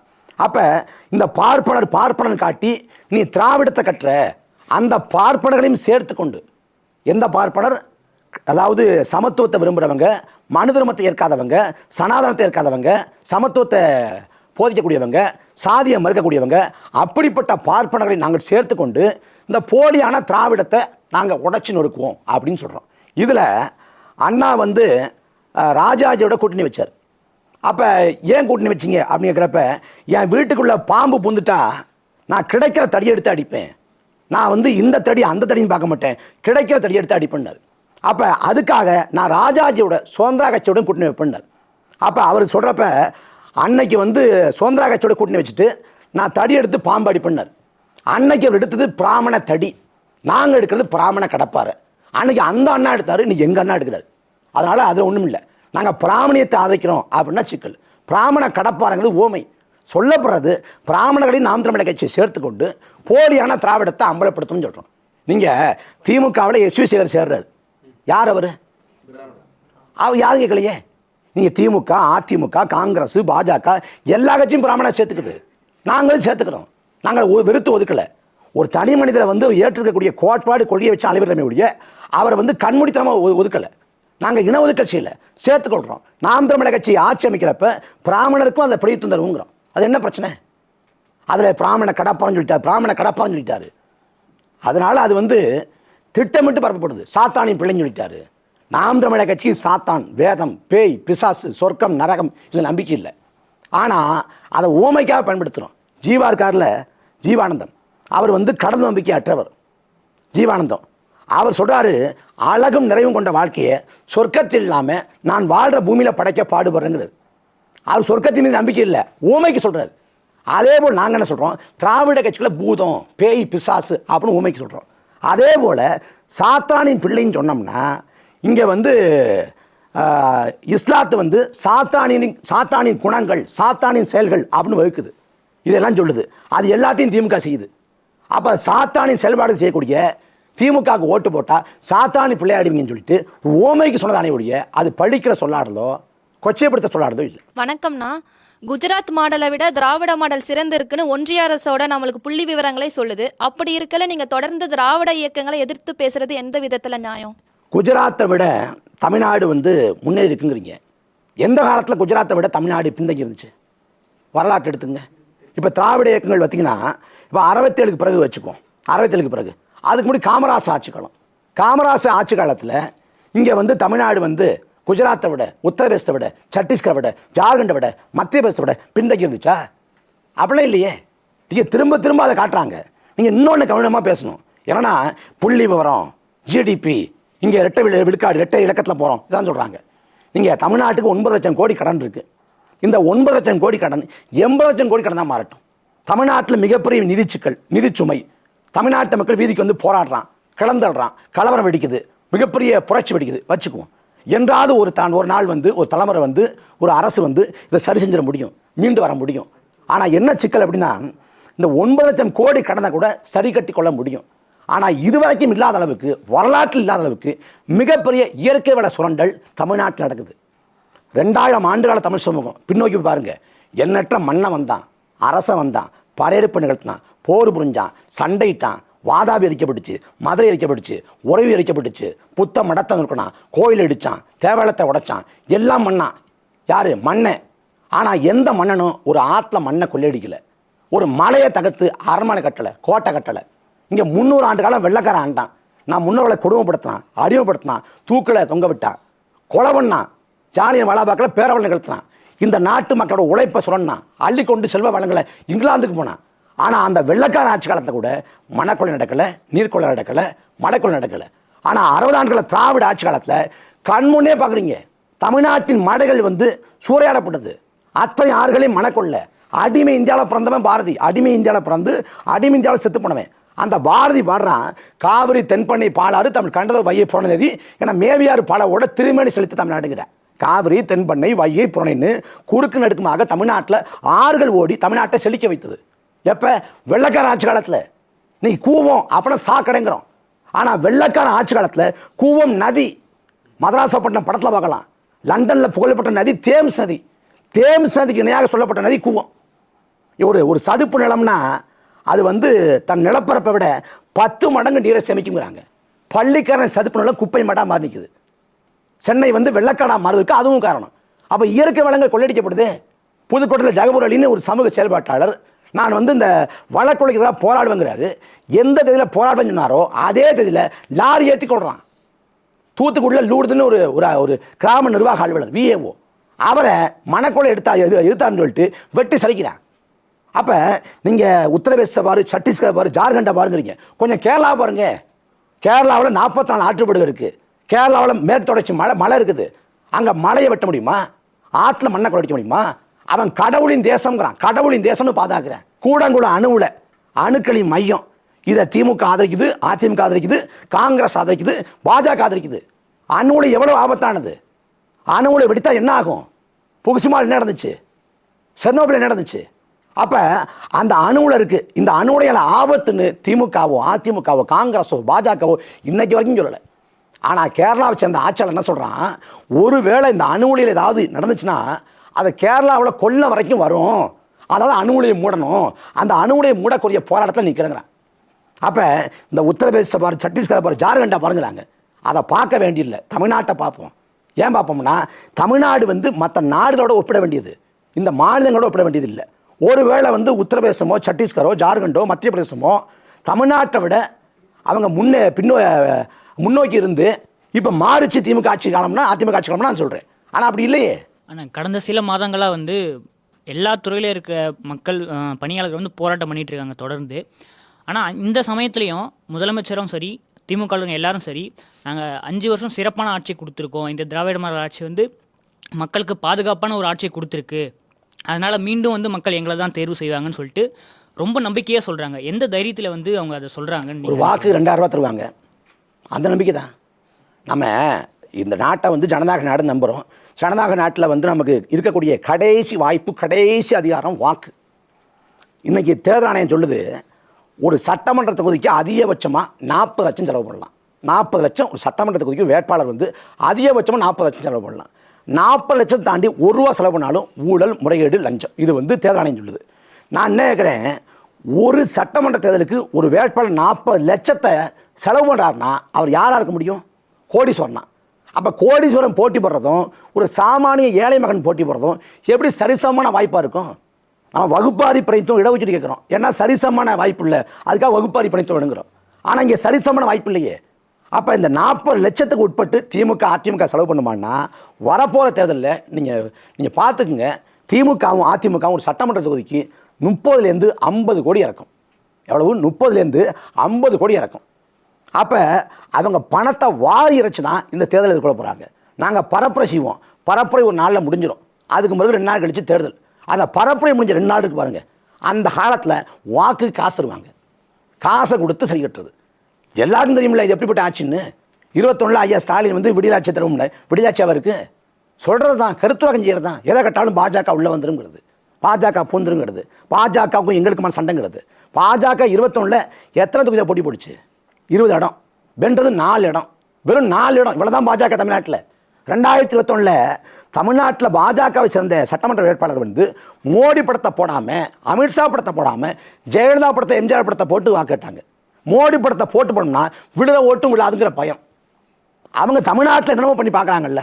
இப்போ தமிழ்நாட்டில் வந்து திருப்பரங்குன்ற மலை வாரத்தை பயன்படுத்தி ஏதாவது அரசியல் பண்ண முடியுமா பார்க்குறாங்க. தமிழ்நாட்டில் வெற்றிவேல் வீரவேலுங்கிறாங்க. தமிழ்நாட்டில் வெற்றிவேல் வீரவேல்னு சொல்லக்கூடிய பாஜக ஆந்திராவில் சொல்லுமா, அங்கே வந்து ஏழு கொண்டாடாவானா வெங்கட்ராமனா கோவிந்தா கோவிந்தாங்கும். அங்கே கோவிந்தாங்கிறது கேரளாவில் சொல்லுமா, அங்கே சாமியே சரணம் வைப்பாம்பாங்க.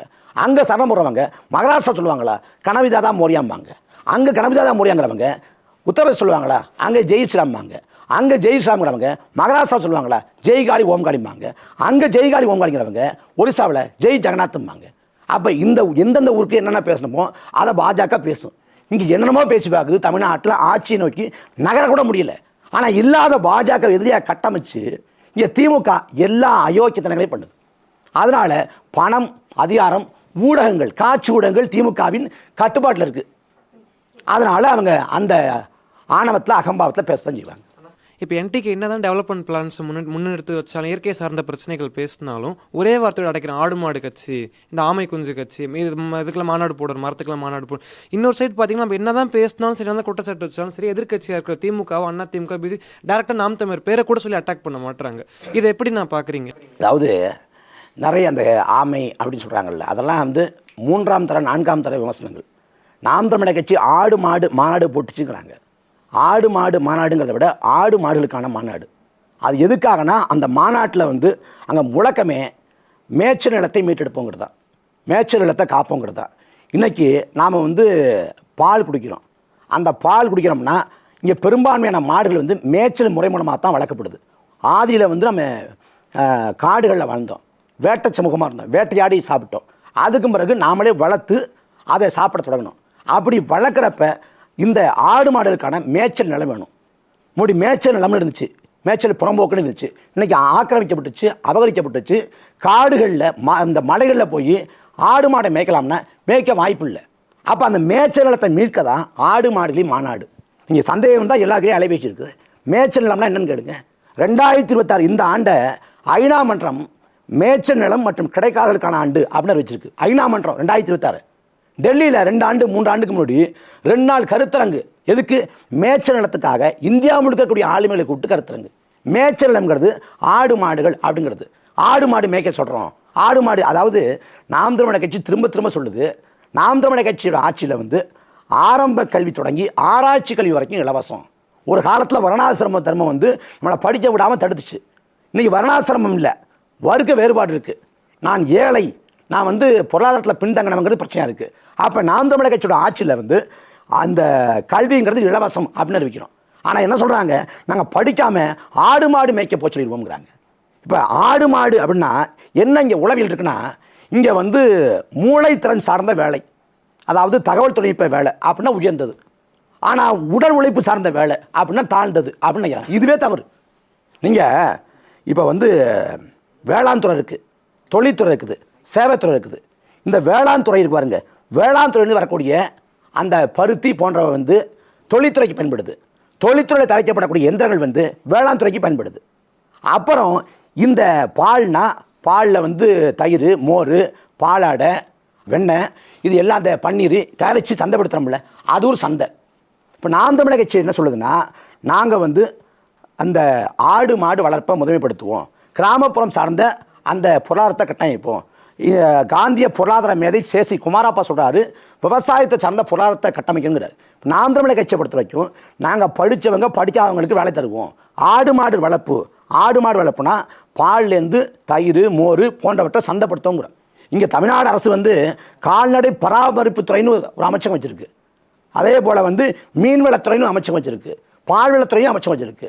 பால்வளத்துறைக்கு பால் இங்கேருந்து வருது, ஆட்டிலேருந்து தானே வருது. கால்நடை பராமரிப்பு துறையோட வேலை என்ன, மீன்வளத்துறையோட வேலை என்ன?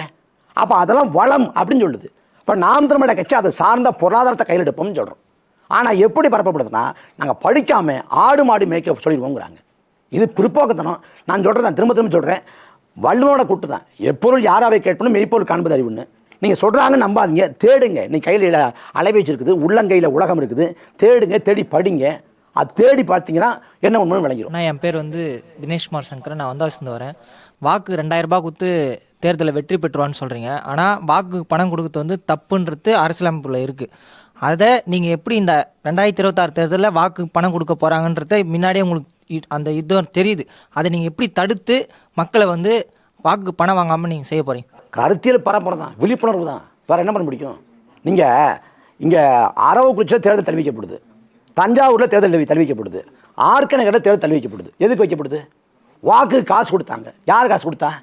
போட்டிட்டு அத்தனை பேர் காசு கொடுத்தாங்களா? ஒரு கட்சி காசு கொடுத்துச்சா? ஒரு கட்சி தான். ஒரு கட்சி காசு கொடுத்தா எந்த கட்சி காசு கொடுத்துச்சோ அந்த கட்சிக்கு தண்டனை. அப்போ என்ன பண்ணலாம்? அந்த வேட்பாளர் தகுதி நிற்கும். கட்சி வந்து 5 ஆண்டு காலத்துக்கு போட்டி போட முடியாது. இது தண்டனை இருக்க முடியும். ஒரு வகுப்பறை இருக்குன்னா ஒரு மாணவன் பார்த்து எழுதுனானா, எந்த மாணவன் பார்த்து எழுதுனானோ அவனுக்கு தான் தண்டனை தரணும். ஆனால் ஒட்டுமொத்தமாக தேர்வை வந்து தள்ளி வைக்கணும்னா எவ்வளோ அபத்தமோ அதுதான் இந்த தேர்தல் ஆணையம் பண்ணுது. இங்கே கடந்த 10 ஆண்டு எடுத்துங்க, துண்டறிக்கை கொடுத்ததுக்காக கைது செய்யப்பட்ட வளர்மதி இருக்காங்க, துண்டறிக்கை கொடுத்ததுக்காக கைது செய்யப்பட்ட ஹைட்ரோகார்பன் திட்டத்துக்காக துண்டறிக்கை கொடுத்ததுக்காக கைது செய்யப்பட்ட வளர்மதி இருக்காங்க. ஆனால் வாக்கு காசு கொடுத்ததுக்காக கைது செய்யப்பட்ட யாராவது இருக்காங்களா? வாக்கு காசு கொடுக்கக்கூடாதுங்கிறது வழிகாட்டு விதிமுறை. வாக்கு காசு கொடுத்தா குற்றம் இல்லை. காசு கொடுத்தாங்கன்னா தேர்தலை தள்ளி வைக்க முடிய தனிப்பட்ட யாரையும் தண்டிக்காது. இது இந்த அமைப்பு முறை. அப்போ இந்த அமைப்பு முறைக்குள்ளே நம்ம சண்டை போடுறப்ப நமக்கு இருக்கக்கூடிய வாய்ப்பு ஈரோடு கிழக்கு இடைத்தேர்தல். நாங்கள் முறை போட்டி போட்டோம் 10,000 வாக்கு, அடுத்த முறை 24,000 வாக்களை பெற்றோம். காரணம் வந்து கருத்தியல் பரப்புரை, மக்களுக்கு தெளிவூட்டுறது, மக்களை விழிப்புணர்வு உட்படுத்துவது, அதுதான் வாய்ப்பு. அதை தாண்டி ஒரு வாய்ப்பும் இல்லை. நான் 2 நாள் டைம் இருக்குண்ணா, அந்த 2 நாள் நீங்கள் வந்து பணம் கொடுத்து ஜெயிச்சிடானுங்க. அந்த 2 நாள் நாம் தமிழர் கட்சி சார்பாக போயிட்டு அந்த பணம் கொடுக்காம தடுக்கலாம்ல? கண்டிப்பாக தடுக்கலான்னா அவங்கள பிடிச்சு கொண்ட காவல் நிலையத்தில் எடுத்தாலும் வழக்கு போட முடியாது. நீ ஒன்றும் பண்ண முடியாது. அமைப்பு முறை இருக்குது. அப்போ என்னென்னா நாம் விழிப்புற்று எழணும், நாம் ஒரு பரப்புரை செய்யணும். கேரளாவில் வாக்கு காசரை வர்றான்னா மக்கள் துரத்தி அடிக்கிறான். அதே போன்ற ஒரு நிலை வரணும். தன்மானத்தோடு வாக்கு காசு வாங்குறது அவமானம் அப்படிங்கிற விழிப்புணர்வை நாம் ஏற்படுத்தி பரவ செய்யணும். அதுதான் வாய்ப்பு. வணக்கம் அண்ணன், என் பேர் ஆண்ட்ரூ சார்ல்ஸ். முதலாவது கேள்வி பார்த்தீங்கன்னா, இந்த கரூர் சம்பவம் வந்து எல்லாருக்கும் ஒரு துயரமான சம்பவம் தான். நம்ம அந்த இடத்துல நம்ம இல்லைனாலும், அந்த ஸ்பாட்டில் இல்லைனாலும் அந்த நியூஸ் வந்து எல்லாருக்கும் ரொம்ப வேதனை தருது. இப்போ நீங்கள் சொன்னீங்க அந்த நிகழ்வில் வந்து விஜய் அவர்கள் வந்து அக்யூஸ்டாக சேர்க்கப்படலை, இனிமேல் வந்து சேர்க்கப்படுவார்களா? கூட்டணிக்கு போனார் அப்படின்னா சேர்க்க மாட்டாங்க, போகலன்னா சேர்த்துருவாங்க. ஏன்னா 40 உயிர் போச்சுங்கிற அந்த கவலை திமுகவுக்கோ அதிமுகவுக்கோ காங்கிரஸுக்கோ பாஜகவுக்கோ இல்லை. இந்த மரணம்ங்கிறது உங்களுக்கு செய்தி. இன்னும் சொல்ல போனால் ஒரு முக்கியமான திருப்புச்சீட்டு விஜய்க்கு வந்து நெருக்கடி தருவதற்கு. அதனால் பாஜக பயன்படுத்தி கொள்ளும். அதனால் என்ன பண்ண போகிறாங்கிறது நானும் உங்களை போல ஆர்வமாக காத்திருக்கேன். ஆனால் நீங்கள் எலெக்ஷனில் நிற்க போகிறீங்க, உங்கள் சட்டமன்ற தொகுதியில் என்ன பிரச்சனைகள் நிலவுகிறதுன்னு உங்களுக்கு தெரியும். நீங்கள் ஜெயிச்சிங்கன்னா என்ன செய்வீங்க? உங்களுடைய தொகுதியில் இப்போ என்ன பிரச்சனைகள் இருக்குது, நீங்கள் ஜெயிச்சிங்கன்னா என்ன செய்வீங்க? எங்கள் தொகுதியை பொறுத்த வரைக்கும் அடிப்படையில் வந்து அங்கே தண்ணீர் தட்டுப்பாடு இருக்குது. பல ஊர்களில் வந்து தண்ணீர் தட்டுப்பாடு இருக்குது. அதே போல் அடிப்படையான கட்டுமானங்கள் இல்லை, அடிப்படையான உட்கட்டமைப்பு சரியாக இல்லை. அந்த அடிப்படையான அந்த சிக்கல்களை தீர்ப்போம். அதே போல் வந்து வேதாரண்யம் சட்டமன்ற தொகுதியை பொறுத்த வரைக்கும் அங்கே முல்லைப்பூ அதிகமாக இருக்குது. அது தொடர்பான சந்தையோ இல்லை அது தொடர்பாக வந்து நறுமண தைலம் தயாரிக்கக்கூடிய தொழிற்சாலையோ இல்லை. உப்பு உற்பத்தி அதிகமாக நடக்குது. அதுக்கு வந்து அவங்களுக்கான வாழ்வாதாரத்தை உறுதிப்படுத்துறது இல்லை. அதே போல் மீனவர்கள் இருக்கிறாங்க, அவங்களுக்குமான பிரச்சனை இருக்குது. வேளாண்மை சார்ந்த நிறைய அங்கே வந்து அதிகப்படியாக வந்து மாம்பழங்கள் விளையுது. அந்த மாம்பழம் சார்ந்த தொழிற்சாலை இல்லை. அதே போல் வந்து அங்கே வேளாண்மையை பொறுத்த வரைக்கும் நிறைய நீர்நிலைகள் உண்டு, ஆனால் அது தூர்வாரப்படுறதில்லை. அப்போ இது போன்ற அடிப்படையான பிரச்சனைகளை மையப்படுத்தி அதை தீர்த்து ஒரு முன்னுதாரணமான தொகுதியாக மாற்றுவதற்கு வந்து நான் குரல் கொடுப்பேன், பேசுவேன். வளர்ச்சி பற்றி பேசும்போது நிறைய கனிம வள கொள்ளை, நீர்நிலையில் கொள்ளையடிக்கப்படுது அப்படின்னும். நம்ம தமிழ்நாட்டை 50 வருஷத்துக்கு முன்னாடி இருந்த தமிழ்நாடு இப்போ இருக்கிற தமிழ்நாடா? எல்லாரும் காங்கிரீட் வீட்டில் இருக்கணும், எல்லாருக்கும் ரோடு வேணும், எல்லாத்துக்கும் எல்லா வசதிகளும் வேணும்னும் போது நம்ம மணலை எங்கேருந்து எடுக்கிறது, அதுக்கு தேவையான பொருட்களை எங்கேருந்து எடுக்கிறது அப்படின்னும் போது நீங்கள் வந்து வெளிநாட்டுக்கு நம்ம வந்து வெளி மாநிலத்துக்கு ஒரு பொருள் போகுதுன்னா அதில் கொஷின் கேட்கலாம். நீங்கள் வந்து எதையுமே எடுக்க முடியாதுன்னா இங்கே எப்படி நம்ம வளர்ச்சியை பண்ண முடியும்? நீங்கள் இப்போ பேசும்போது உட்கமைப்பை பற்றி பேசுகிறீங்க, தொழிற்சாலைகளை பற்றி பேசுகிறீங்க. இதெல்லாம் இப்போது நம்மளுக்கு ஒரு பில்டிங் கட்டணும், ஒரு ஹாஸ்பிட்டல் கட்டணும்னா அதுக்கு தேவையான மணலோ இல்லை தண்ணியோ எங்கேருந்து எடுக்க முடியும்? வளர்ச்சின்றது இப்படி தானே வரும். அதாவது வளர்ச்சி என்பது வந்து இயற்கையை வந்து சீரழிப்பது இல்லை. வளர்ச்சி அப்படின்னா இது வளர்ச்சி வெறுமனே வந்து பொருளீட்டுவது அல்ல. இன்றைக்கி உலகளாவிய பிரச்சனை அப்படின்னா காலநிலை மாற்றம், புவி வெப்பமாதலுங்கிறாங்க, பூமி சூடாகி கொண்டிருக்கு அப்படிங்கிறாங்க. நம்ம வந்து போன தலைமுறையில் வந்து நம்ம தாத்தாக்கிட்டே பாட்டிக்கிட்டே கேட்டோம்னா அப்போ வந்து புயலை பார்த்துருக்க மாட்டாங்க. தாத்தாவும் பாட்டியும் கூரை வீட்டில் இருந்தாங்க, நான் வந்து காங்கிரீட் வீட்டுக்கு போகணும்ல. அந்த கேள்விக்கு நான் பதில் முடியல. இந்த தலைமுறையில் வந்து கஜா புயல், தானே புயல், ஒக்கி புயல், நிவர் புயல் அப்படின்னு பல புயலை பார்க்குறோம், பல பெருமழையை பார்க்குறோம், வறட்சியை பார்க்குறோம். எல்லாம் காலநிலை மாற்றத்தோட விளைவு தான். அப்போ வருங்காலத்தில் வந்து ஒரு நாட்டோட பொருளாதார கொள்கை, ஒரு நாட்டோட கொள்கை வடிவமைக்கப்படுறப்பவே இயற்கை சார்ந்து கட்டமைக்கப்படணும் அப்படிங்கிறாங்க. இப்போ கேரளா இருக்குது, கேரளாவில் வந்து வீடு கட்டுறாங்க, கட்டுமான பணி நடக்குது, தொழிற்சாலை நடக்குது. ஆனால் அங்கே இந்த மண்ணை கொள்ளிச்சு தான் பண்ணுறாங்களா? தமிழ்நாட்டில் வந்து இங்கே இருக்கக்கூடிய மக்களுக்கு தேவைக்கு மட்டும் இல்லை, கேரளாவுக்கு, ஆந்திராவுக்கு, கர்நாடகாவுக்கு, துபாய் போன்ற அரபு தேசங்களுக்கு இந்த மண்வளம் அள்ளி கொண்டு போகப்படுது. இன்னும் சொல்ல போனால் மலையை தகர்த்து கனிம வளங்களாக ஏற்றுவதற்கு யார் அனுமதி கொடுத்தா? நீங்கள் கேட்குற கேள்வி கரெக்டு தான். நான் வந்து தமிழ்நாட்டுக்கு தேவையான மணல் நம்ம எங்கே எடுக்கிறது கேட்குறேன். தேவைக்கு எடுப்பது பிரச்சனை இல்லை. இங்கே வந்து நீங்கள் எடுக்கிறதே தப்பு தானே பேசிகிட்டு இருக்கீங்க. நான் முறைகேட சொல்கிறேன், நான் சூறையாடுறாங்கிறேன். ஒரு அளவு இருக்குல்ல, உடம்புல வந்து ஒரு ரத்தம் தேவைப்படுதுன்னா எவ்வளவு தர முடியுமோ அவ்வளோ எடுக்கணும். நீங்கள் மொத்தமாக சொல்லணும்னா மொத்தமாக எடுத்து செத்து நீங்கள் போயிடுவோம். இப்போ அந்த ஆடு மாதிரி மாடு வளர்ப்பை பற்றி பேசுகிறீங்க. ஆடு மாடுக்கு வளர்க்குறதுக்கும் தண்ணி தேவைப்படுது, ஆடு மாடு வளர்க்குறதுக்கும் மிகப்பெரிய லேண்ட் தேவைப்படுது. அப்படின்னும் போது எந்த வளர்ச்சியுமே நம்மளை இயற்கையை அழிக்காம வராதுல்ல. வளர்ச்சி எதை வரையறை பண்ணுறீங்க? நீங்கள் தான் சொல்லணும். நான் சொல்ல தம்பி, எல்லாத்துக்குமான வளர்ச்சி. இப்போ சீமான் இருக்காரு, அவருக்கு ஒரு வீடு இருக்கு, பீச் ஹவுஸ்ல இருக்காரு. எங்க பாட்டி எங்க தாத்தா எல்லாரும் கூரை வீட்லயே இருக்குன்னு சொல்ல வரீங்களா? இப்போ நான் வந்து எங்க வீட்ல வந்து எங்க வீட்ல சொல்றேன். ஆனா ஒரே நிமிஷம், எங்க வீட்ல எங்க அப்பா 4 ட்ரெஸ் வச்சிருந்தாரு. இப்போ என்னால 4 ட்ரெஸ்ல இருக்க முடியாது. அப்படின்னும் போது நமக்கான தேவைகள் வளர்ந்துட்டே இருக்குல்ல. அப்ப நம்ம எப்படி இங்க வந்து தமிழ்நாட்டில் வந்து மண்ணை எடுக்கிறாங்கன்னா தமிழ்நாட்டு மக்களோட தேவைக்கு இங்கே கட்டுமான படிக்கணும் இல்லை, அளவுக்கு அதிகமாக மிதமிஞ்சி அளவில் இங்கே அள்ளி கொண்டு போகப்படுது. அது அப்பட்டமான மணல் கொள்ளை. இது வளர்ச்சி இல்லை. மண்ணை கொள்ளடிச்சு போனீங்கன்னா என்ன ஆகும்? இங்கே காவிரியில் தண்ணி கட்டு போராடுறோம், 30 ஆண்டுக்கு மேலே போராட்டம், சட்ட போராட்டம், ஜனநாயக போராட்டம், பல கட்ட போராட்டம் நடக்குது. காவிரியில் தண்ணி வரல ஒரு பக்கம் போராடி கொடுக்குற அதே வழியில் காவிரி ஆற்றோட துணையாறு வந்து அமராவதி, நொய்யல் போன்ற ஆறுகள் இருக்குது, பவானி போன்ற ஆறுகள் இருக்குது. இன்றைக்கி அமராவதி எந்த நிலைமையில் இருக்குது, பவானி எந்த நிலைமையில் இருக்குது, நொய்யல் எந்த நிலைமையில் இருக்குது? சாயப்பட்ட கழிவை கொட்டி அந்த நொய்யலத்தை கொண்டுட்டாங்க. அதே போல் வந்து உரத்துப்பாளையம் அணைன்னு அணை இருக்குது. நீங்கள் இணையத்தில் தட்டி பாருங்கள். உரத்துப்பாளையம் அணையில் தேங்கி நிச்சு தண்ணியை திறக்கக்கூடாது அப்படின்னு விவசாயிகள் போராடினாங்க. ஏன் போராடினாங்கன்னா இருக்கிறது வந்து தண்ணி இல்லை, திறவை வெடிகுண்டுங்கிறாங்க. ஏன்னா அவ்வளவு நச்சு. அப்போ இயற்கையை பாதுகாக்காமல் எதுவும் செய்ய முடியாது. நாம் வாழ்கிறோம், செத்து போவோம், நமக்கு பிறகு அந்த ஊர் வாழணும், இந்த ஊரில் இருக்கணும், அது ஏற்ற நம்ம நிலம இருக்கணும். அப்போ அதை நோக்கி தான் இந்த வந்து அரசு கொள்கைகளை வடிவமைக்கணும். வெறுமனே வந்து வளர்ச்சிங்கிற பேரில் இயற்கையை சுரண்டதில்லை. எல்லா அறிஞர்களும் சொல்கிறாங்க, இந்த பூமிங்கிறது ஒரு வாடகைக்கு தங்கியிருக்கக்கூடிய வீடு போல். நாம் இந்த நிலத்தை விட்டு போகிறப்ப, இறந்து போகிறப்ப இதை அப்படியே பாதுகாத்தரணுங்கிறாங்க. அப்போ அதுக்கு தான் வடிவமைக்கணும். இதே ஸ்டெப்பை வெஸ்டர்ன் கண்ட்ரிஸோ இல்லை வந்து ஆயில் ரிசோர்ஸ் அதிகமாக வச்சிருக்க கண்ட்ரிஸோ இதே ஸ்டெப்ஸ் எடுத்து நாங்களும் எதுவும் கொடுக்க மாட்டோன்னு ஒரு ஸ்டெப் எடுத்தாங்கன்னா உலகம் இயங்குமா? ஆயில் ரிசோர்ஸ் அதிகமாக இருக்கிற கண்ட்ரிஸ் கீழேருந்து நிறைய வந்து மைனிங் பண்ணி எடுக்கிறாங்க. அதாவது இங்கே வந்து மறைநீர் பொருளாதாரம்ங்கிறாங்க, மறைநீர் பொருளாதாரம் அப்படிங்கிறாங்க. ஒரு வந்து இந்த உடை உற்பத்தி செய்யப்படுதுன்னா இதுக்கு பின்னாடி எவ்வளவு நீர் செலவாகுது, ஒரு அலைபேசி தயாரிக்கப்படுதுன்னா அதுக்கு எப்படி எவ்வளவு நீர் செலவாகுதுன்னுங்கிறாங்க. அதை அடிப்படையாக வச்சு அவங்க வடிவமைக்கிறாங்க. நீரை பாதுகாக்கணும்னு நினைக்கிறாங்க. இங்கே அடிப்படைங்கிறது நீர், நிலம், வளம். இதையே அழிச்சு விட்டு என்ன வளர்ச்சி காண போகிறீங்க? வெறுமனே மாளிகை கூட கோபத்தில் வாழ்றதா வளர்ச்சி? அது இல்லை. இயற்கையை சீரழிக்காமல், இயற்கையை அழிக்காமல் நாம் வாழணும். அதுதான் வந்து அண்ணல் காந்தியடிகள் சொல்கிறாங்க. அதாவது ஒரு பூவில் வந்து அந்த தேர்ந்தெடுக்கிற அந்த பூச்சி போல் நாம் வந்து இந்த இயற்கையை வந்து நுகர்ந்து கொள்ளணும், சூறையாடக்கூடாதுங்கிறாங்க. இங்கே நடப்பது வந்து நுகர்வு இல்லை, சூறையாடல். அதை எதுக்குறோம். அதுக்கு ஒரு வளர்ச்சி இல்லை. இப்போ கேரளாவில் இருக்குன்னா கேரளாவுக்கு கடவுளின் தேசம்ங்கிறாங்க. அங்கே கட்டுமான பணி நடக்குது, தொழிற்சாலை இருக்குது. எப்படி நடக்குது? அவன் இயற்கையை சேதாரம் பண்ணாமல் அங்கே காங்கிரஸ் ஆண்டாலும் சரி, கம்யூனிஸ்ட் ஆண்டாலும் சரி, அவன் பாதுகாத்து வைக்கிறான். இங்கே எப்படி இருக்கா? அதனால் அப்புறம் அண்ணன் வந்து பீச் ஹவுஸில் வாழ்கிறாங்க அப்படிங்கிறீங்க.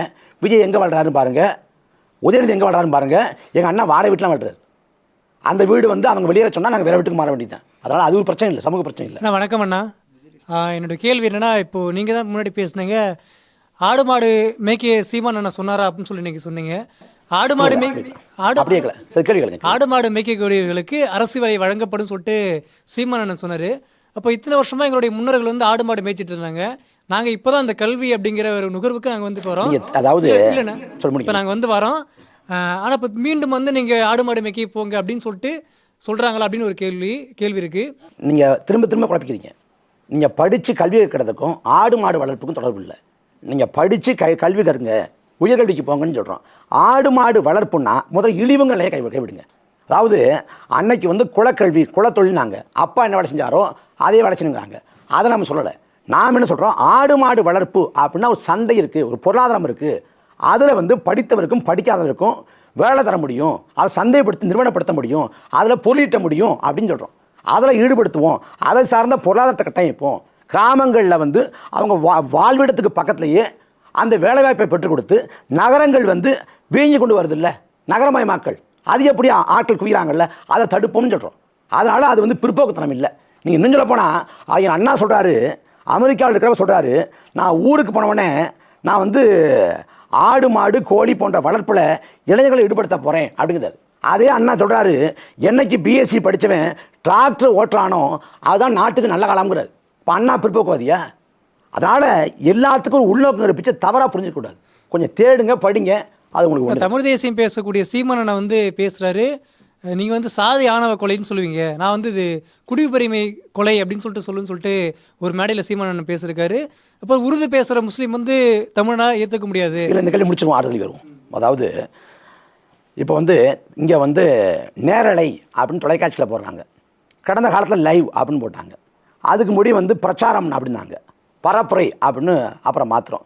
நாம் தமிழர் கட்சி எடுத்து வைக்கக்கூடிய அரசியலோட தாக்கம். அதே போல் சாதி அப்படின்னா சாதிங்கிறது தமிழ் சொல் இல்லை, சாதி அது. அதே போல் சாதிங்கிற கட்டுமானமும் தமிழோடது கிடையாது. நம்ம சாதிக்கு நிகரான தமிழ் சொல்லே கிடையாது. ஏன்னா சாதிங்கிறது பிளவுபட்ட ஒரு கட்டமைப்பை குறிக்கக்கூடியது. ஆனால் அதை சொல்கிறதுக்கு நம்ம என்ன சொல்கிறோம்னா சமூகங்கிறோம், சமுதாயங்கிறோம். சமூகம் சமுதாயங்கிறதுலாம் ஒன்றுபட்ட கட்டமைப்பை குறிக்கக்கூடியது, சாதிங்கிறது பிளவுபட்ட கட்டமைப்பு குறிக்கக்கூடியது. அப்போ சாதிக்கு நிகரான சொல் இல்லைங்கிறப்ப சமுதாயம் சமூகம் அப்படின்னு பயன்படுத்துகிறோம். அதே போல் குடி என்பது மாறுபடக்கூடியது. ஆனால் வந்து இன்னைக்கு சாதிக்கு நிகரான சொல் இல்லைங்கிறப்ப நம்ம சாதி ஆணவ கொலையை குடி பெருமை கொலை அல்லது குடித்தமிழ் கொலைன்னு சொல்லுவேன் அப்படின்னு இடத்துல சொன்னாங்க.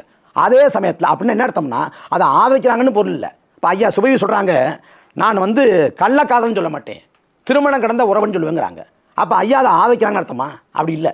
அதுபோல் நம்ம மொழியாக்கம் பண்ணுறோம். ஆனால் நாம் தமிழர் கட்சி சொல்லுது சாதி ஆணவ கொலைக்கு தூக்கு தண்டனை, மரண தண்டனைங்குது. சாதி ஆணவ கொலையை மிக கடுமையாக எதுக்குது. நாங்கள் குடி பெருமை கொலை அல்லது குடி தமிழ் கொலைன்னு சொன்னது மொழியாக்கம். அந்த இடத்துல அண்ணன் வந்து நான் பயன்படுத்துவேன் இந்த வார்த்தைன்னு நாங்கள். அதே சமயத்தில் அது ஒரு இதாக மாற்றப்படுது, தேவையில்லாமல் வந்து ஒரு வாத பிரதிவாதங்களுக்கு போகுது அப்படின்னா சாதி ஆணவ கொலையும் பயன்படுத்தல எந்த சிக்கலும் இல்லை. இப்போ உடுமலைப்பட்ட சங்கர் அவர் கொலை செய்யப்பட்டார், நேற்று வந்து நினைவாள் வந்துச்சு. இந்த உடுமலைப்பட்ட சங்கர் ஆணவ கொலை வழக்கை பொறுத்த வரைக்கும் இதில் வந்து ஒரு நினைவில் 2000 பக்கம் நினைக்கிறேன், 2000 பக்கம், 2000 பக்கத்தை வந்து தமிழ்லேருந்து ஆங்கிலமயமாக்கணும். அதை ஆங்கிலமாக்காமல் பல மாதங்கள் விட்டதுனால இப்போ அந்த வழக்கு ஒரு ஆண்டு தள்ளி போகுது. இப்போ நாங்கள் வந்து சாதி ஆணவ கொலையை குடித்திமிர் கொலை அல்லது குடிப்பெருமை கொலைன்னு சொல்லிட்டங்கிறதுக்காக அவ்வளவு பொங்குன பெருமக்கள் இந்த உடுமலைப்பட்ட சங்கர் ஆணவ கொலை வழக்கில் ஓராண்டு காலம் தள்ளி போகுது வழக்கு. அதை யாரும் கேட்கல. இன்னும் சொல்ல போனால் இவங்க வந்து சாதி ஆணவ கொலை தனிச்சட்டம் போடாமல் நாங்கள் ஆணையம் அமைக்கிறோம். நாங்கள் ஆட்சியே முடிஞ்சிச்சு. அந்த ஆணையம் வந்து அங்கே கௌசல்யா இருக்காங்கல்ல, ஆணவ கொலையில் பாதிக்கப்பட்டவங்க, அவங்கள போய் பார்க்கல, அவங்களே சொல்கிறாங்க. அதை பற்றி யாரும் பேசலை. அதனால் எங்களுக்கு பிரச்சனைன்னா நாங்கள் ஒன்று சொல்கிறோம், சொம்பில் தண்ணி கொண்டு வாங்குகிறோம். ஆனால் என்ன பரப்புறாங்க, மாப்பிள்ளை சொம்பு இருந்தால் தான் கல்யாணம் பண்ணுவாராம். அந்த மாதிரி எங்கள் கருத்துக்கள் வந்து திரும்ப திரும்ப திரும்ப திருச்சி பரப்பப்படுது, உள்ளம் கற்பிக்கப்படுது. அதுதான் பிரச்சனை. 2026 சட்டமன்ற தேர்தலில் தமிழக வெற்றி கழகத்துடைய குறைவான வாக்கு வங்கி தான் நாம் தமிழர் வரும், அது வந்து ஆளே இல்லாத ஒரு கட்சி அப்படின்னு சொல்கிறாங்க. விஜய் அவர்கள் ஒருவேளை இந்த சட்டமன்ற தேர்தலில் போட்டியிட்டால் சாட்டை சுழலும் சொல்லிட்டு சாட்டை துரைமுருகன் சொன்னார். அது எந்த மாதிரியான ஒரு நிலைப்பாட்டில் அவர் சொன்னார்னு கேள்வி. அண்ணன் துரைமுருகன் அண்ணன் வந்து பரப்புரை செய்வாங்க, வீரியமாக அந்த தொகுதியில் போய் களமாடுவாங்க, அம்பலப்படுத்துவாங்க. நாம் தமிழர் கட்சி வந்து எங்களுக்கு வந்து நாங்கள் திரும்ப திரும்ப சொல்கிறோம், தாவேக்காவை எதிரின்னு சொல்லலை. திராவிட கட்சிகள் திமுக, அதிமுக, காங்கிரஸ், பாஜக எதிரி, இவங்க உதிரி அப்படின்னு சொல்கிறோம். இதில் நாங்கள் வந்து 2016 முதல் முறையாக போட்டி போட்டோம். 16, 19, 21, 24, இந்த 26 5வது பொது தேர்தல். இந்த 5 தேர்தல் வந்துட்டோம். நாம் தமிழர் கட்சியை பொறுத்த வரைக்கும் இது வரைக்கும் வெற்றியை ஈட்டலை. வெற்றியை ஈட்டாத போதும் நாம் தமிழர் கட்சி நாளுக்கு வளர்ந்து கொண்டிருக்கு. அப்போ தோல்வி நாம் தமிழர் கட்சியை பாதிக்கலை. ஆனால் 2026 விஜய் தோற்று போனால் ஆதவங்க இருப்பாரா, புஷி இருப்பாரா, கட்சி கலகலத்து போகும். அதை தாண்டி இங்கே ஒரு போக்கு இருக்குது, எல்எல் தொழிலில் பேசுகிறது. அதாவது நீங்கள் தோற்று போயிட்டீங்கன்னு ஒரு கட்சியை, ஒரு தலைவரை தோல்வி வச்சு மதிப்பிட முடியாது, செயல்பாடை வச்சு தான் மதிப்பிடணும். இன்னும் சொல்ல போனால் ஐயா நல்லக்கண்ணு நம்ம வாழ்கிற காலத்தில் வாழ்ந்த மாபெரும் தலைவர். ஐயா நல்லக்கண்ணு ஐயா பொறுத்த வரைக்கும் 3 முறை போட்டி போட்டாங்க, தேர்தலில் தோற்கடிக்கப்பட்டாங்க. ஆனால் அம்பேத்கர் சுதந்திர இந்தியாவில் 2 முறை தேர்தல் காலத்தில் தோற்கடிக்கப்பட்டார். காமராஜர் தோற்கடிக்கப்பட்டார். தோற்கடிக்கப்பட்ட காமராஜர் திரும்ப வந்து நாகர்கோவில் இடைத்தேர்தலில் 69 மக்களவைக்கு போனார், அது வேறு. அதே போல் ஜீவா தோற்கடிக்கப்பட்டார், கக்கன் தோற்கடிக்கப்பட்டார். தோல்வி எல்லாருக்கும் வரும். அண்ணா வந்து அண்ணாவோட மறைவுக்கு வந்து கூட்டம் வந்து கிண்ண சாதனைங்கிறாங்க. ஆனால் அண்ணா வந்து காஞ்சிபுரத்தில் தோற்று போனார். அப்போ தோல்வி வந்து வெற்றி தோல்விங்கிறது வரக்கூடியது. வெற்றி தோல்வி வச்சு ஒரு கட்சியை மதிப்பிடக்கூடாது. செயல்பாடு, நிலைப்பாடு, கொள்கை, கோட்பாடு, தொடர்ச்சியான பயணம், அதை வச்சா மதிப்பிடணும். நாம் தமிழர் கட்சிங்கிறது இப்படி வச்சுக்கோமே, நாங்கள் வெற்றி பெறலாம் வச்சுக்கோம், நாங்கள் வெற்றி பெறலை, நாங்கள் ஒரு என்ன சொல்கிறது, ஒரு கற்பனைவாதமாக வச்சுக்கோம், எந்த தேர்தலும் வெற்றி பெறலாம் வச்சுக்கோம். நாங்கள் கடைசி வரைக்கும் இந்த மண்ணுக்காக மக்களுக்காக போராடி செத்தவங்கிற பெருமையை செத்து போகிறோம். எங்களுக்கு பிறகு ஒரு தலைமுறை வரட்டும், அவன் இந்த அரசியல் எடுத்துகிட்டு போய், இந்த நோக்கத்தை எடுத்துகிட்டு போய் அவன் வெல்வான். நாங்கள் செத்து ஒழிஞ்சாலும் சரி, எங்கள் தலைமுறைக்கு பிறகு இந்த கட்சி இருக்கும், அது பயணப்படும், இந்த பாதையில் போகும். இப்போ தாவேக்கா இன்னும் 5 ஆண்டு கட்சி இருக்குமா? அதனால் நாம் தமிழர் கட்சியை தாவேக்காட ஒப்பிடக்கூடாது. அது வந்து மலைக்கும் மடுக்குமான வேறுபாடு. என்னோட கேள்வி என்னன்னா, அண்ணன் சீமான் மேலே ஒரு விமர்சனம் இருக்குது. பல விமர்சனம் வைக்கிறாங்க. என்ன விமர்சனம்னா, கட்சியில் இருந்தவங்களே இந்த ராஜீவ்காந்தி அண்ணாவாக இருக்கட்டும், காளியம்மாள் அவங்களா இருக்கட்டும், ஒரு குறிப்பிட்ட லெவல் மேலே கட்சியில் விளையாட விட மாட்டேங்கிறாங்கன்னு ஒரு குற்றச்சாட்டு இருக்குது. அதை நாங்கள் எப்படி பார்க்குறது? யார் சொன்னா? சொல்லியிருக்காங்க. நான் யார்? நான் ஒரு பஞ்சப்பராரி. ஒரு லெவலில் வந்ததுக்கப்புறம் அவங்க வெளியே போயிட்டு அப்படி சொல்லியிருக்காங்க. அதாவது நாம் தமிழர் கட்சியை பொறுத்த வரைக்கும் நாம் தமிழர் கட்சியில் அண்ணன் சீமானை தவிர்த்துட்டு தனிப்பட்ட அடையாளங்களாக திகழ்ந்தவங்க 3 பேர் தான். ஒன்று மறைந்த இயக்குனர் நடிகர் ஐயா மணிவண்ணன், இன்னொன்று ஐயா மறைந்த ஐயா தமிழ் விளக்கம் சாகுலம், இது இன்னொன்று மறைந்த ஐயா தடா சந்திரசேகர். இவங்க தான் தனித்த அடையாளங்கள். இந்த கட்சி இல்லாமல் தனித்த அடையாளங்கள், தனித்த ஒரு முகம் இருந்துச்சு. பாக்கி அத்தனை பேரும் நாம் தமிழர் கட்சியை வந்து வளர்த்துவிடப்பட்டவங்க தான். எனக்கு சொன்னால் நம்புவீங்களா? நான் மேடையில் எனக்கு பேச வராது. நான் வீட்டில் யார்ட்டையும் பேச மாட்டேன். நான் அவ்வளோ பெரிய கூச்சுவாகவும் இயல்பில் வந்து மிகப்பெரிய தாழ்வு மனப்பான்மை உண்டு. நான் பள்ளிக்கூடத்தில் கல்லூரியில் வந்து நான் பேசினே கிடையாது. யார்ட்டையும் பேசினே கிடையாது. மேடையில் பேசினே கிடையாது. நான் 1ஆம் வகுப்பு தொடங்கி கல்லூரி முடிக்கிற வரைக்கும் எந்த ஃப்ரெண்ட்டையும் பேசினே கிடையாது. நான் அவ்வளோ பெரிய கூச்சுவாகும். நான் ஏன் மேடை ஏறினேன் அப்படின்னா, எப்படி மேடை ஏறினேன்னா, எனக்கு பேசுகிறேன் அண்ணனை பார்த்து ஒரு நம்ம பேசுகிறோம்னு என்ன வருது. நான் வந்து முதல் மேடையில் வந்து முதல்ல அரியலூரில் ஒரு பொதுக்கூட்டம், தங்கச்சி கூட சொன்னாங்கல்ல, நான் வந்து பேசுவேன் அப்படின்னு என்னை மாநில பொறுப்பில் போடல. நான் எழுதுனதை பார்த்து அண்ணன் வந்து ஒரு பொறுப்பில் போடுறாங்க. பொறுப்பில் போட்டுட்டு மாநில மாணவர் பரிசு பொறுப்பில் போடுறாங்க. நான் வந்து பேசுகிறேங்கிற ஆர்வத்தில் வந்து அரியலூரில் வந்து 2012 ஒரு பொதுக்கூட்டம் தொடங்க போகுது, பேசக்கூட போகிறாங்க. எனக்குன்னா நடுக்கமாக இருக்குது, என்ன பண்ண தெரியல. ஒரு வழியாக வந்து அந்த மேடையில் பேசிட்டேன். நான் பேச ஆரம்பித்த உடனே அண்ணன் சீமான் உட்காந்துருந்தாங்க, வந்து எந்திரிச்சு வந்து ஒளி வாங்கி சரி பண்ணிட்டு போய் உட்காந்தாங்க. நல்லா பேசுகிறேன் அப்படின்னு ஊக்கப்படுத்தினாங்க. ஒரு 2 மேடை 3 மேடை, அதுக்கு பிறகு என்ன பேசுறது ஏமா திணறிட்டேன். திணறின உடனே அண்ணன் கூப்பிட்டு திட்டினார். என்ன திட்டினார்னா, நம்ம மேடையில் பேச உனக்கு கரெக்டாக தயக்கம் அப்படின்னு கேட்டார். நான் ஒரு மேடையில் பல்லாவரத்தில் ஒரு பட்டினி போராட்டத்தில் பேசுகிறப்ப வந்து தலைவரோட கூட்ட சொல்கிறேன். பாதையை தேடாதே உருவாக்கு என்று தலைவர் சொன்னார். பாதை இல்லை என்று கலங்காதே நீயே அமைத்துக்கொள்ளு லெனின் சொன்னார். அப்படிங்கிறத சொல்கிறதுக்கு ஒரு 3 நொடி தாமதமாகுது. மேடையிலேருந்து அண்ணன் எடுத்து கொடுக்குறாரு. அப்போ என்ன பேச்சாளர் ஆக்கினது, என்ன இந்த இடத்துல குறை வச்சது அண்ணன் தான். அண்ணன்லாம் நான் ஒன்றுமே இல்லை, எல்லாமே அண்ணன் தான். அப்படி எல்லாரையும் அண்ணன் தான் உருவாக்கினார். காளியம்மாள் கட்சியில் சேர்ந்த செய்தி இல்லை, கட்சி விட்டு விலகின தான் செய்தி. 2018 கட்சிக்குள்ளே வர்றாங்க. வந்த பிறகு அவங்களுக்கு தேர்தலில் வாய்ப்பு, அதே போல் ஊடக வெளிச்சம் எல்லாம் கொடுத்து வளர்த்து விட்டு அழகு பார்க்குறது அண்ணன் தான். இங்கே அண்ணன் சீமான் ஒருத்தர் இருக்காங்க, அண்ணனை போலவே பேசக்கூடிய ஆயிரக்கணக்கான பேர் நாம் தமிழ் வச்சுருக்காங்க. நான் சென்னையில் இருப்பதால் வெளிச்சத்துக்கு வந்துட்டேன், ஊடகத்துக்கு வந்துட்டேன், அவ்வளோதான். அதனால் கட்சியில் வந்து எங்களை வளர்த்து விட்டு எங்களை பேச விட்டு அழகு பார்க்குறது அண்ணன் தான். ஒரு கட்டத்துக்கு மேலே போயிட்டா வந்து வளர விட மாட்டாங்கன்னா அது திமுகவில், அதிமுகவில், நாம் தமிழர் கட்சியில் இல்லை. இங்கே காளியம்மாளாக இருக்கட்டும், கல்யாணசுந்தரமாக இருக்கட்டும், ராஜீவ்காந்தியாக இருக்கட்டும், அவங்க போனதுக்கு ஒரு காரணம் இருக்குது. அவங்களோட தன்னலம் சார்ந்த பார்வை இருக்குது. அதனால் நாம் தமிழர் கட்சியை வளர விட மாட்டாங்கன்னா இத்தனை பேர் வந்துருக்க முடியாது. இப்போ நாம் தமிழர் கட்சியில் எனக்கு வயசு 34 வயசு. எனக்கு தம்பி இருக்காரு நாம் தமிழர் கட்சியில். அவர் வந்து மாநில பொறுப்பில் இருக்கார். அவர் ஊடகங்களில் பேசுகிறார். அபுபக்கர்னு இருக்கார், அனீஸ் பாத்திமான் இருக்கார், தாரிகா சல்மான் இருக்கிறாங்க. இத்தனை பேர் எங்கேருந்து வந்தாங்க? எல்லாரையும் உருவாக்கி வளர்த்து வாத்தெடுக்கிறது அண்ணன் தான். இது வந்து ஒரு அர்த்தமில்லாத குற்றச்சாட்டு. திமுகவில் வந்து எங்கே தன் மகனுக்கு போட்டியாக வந்து வரணும்னு வைகோவை கட்டம் கட்டி காலி பண்ணாங்க. இன்றைக்கி திமுகவில் வந்து ஸ்டாலினுக்கு பிறகு உதயநிதிக்கு பிறகு தெரியும் இன்பநிதி, அதுக்கு பிறகு துன்பநிதியோ துயரநிதியோ வருவார். அங்கே அப்படி இருக்குது. அங்கே அதிமுகவில் காலை பிடிச்சி காலை வாரி போகணும். நாம் தமிழர் கட்சியில் அப்படி இல்லை. நாம் தமிழர் கட்சியில் வந்து நாங்கள் ஒரு கட்சி இல்லை, ஒரு குடும்பம், ஒரு தாய் வேற்று பிள்ளைகள், ஒரு உறவு. இங்கே அண்ணாதுரையை கூட அண்ணான்னு சொன்னதுக்கு காரணம் வந்து அண்ணாதுரைன்னு வந்துச்சு. ஆனால் எங்கள் அண்ணன் நினச்சிருந்தா அவரை தலைவர்னு சொல்ல வச்சுருக்கலாம்.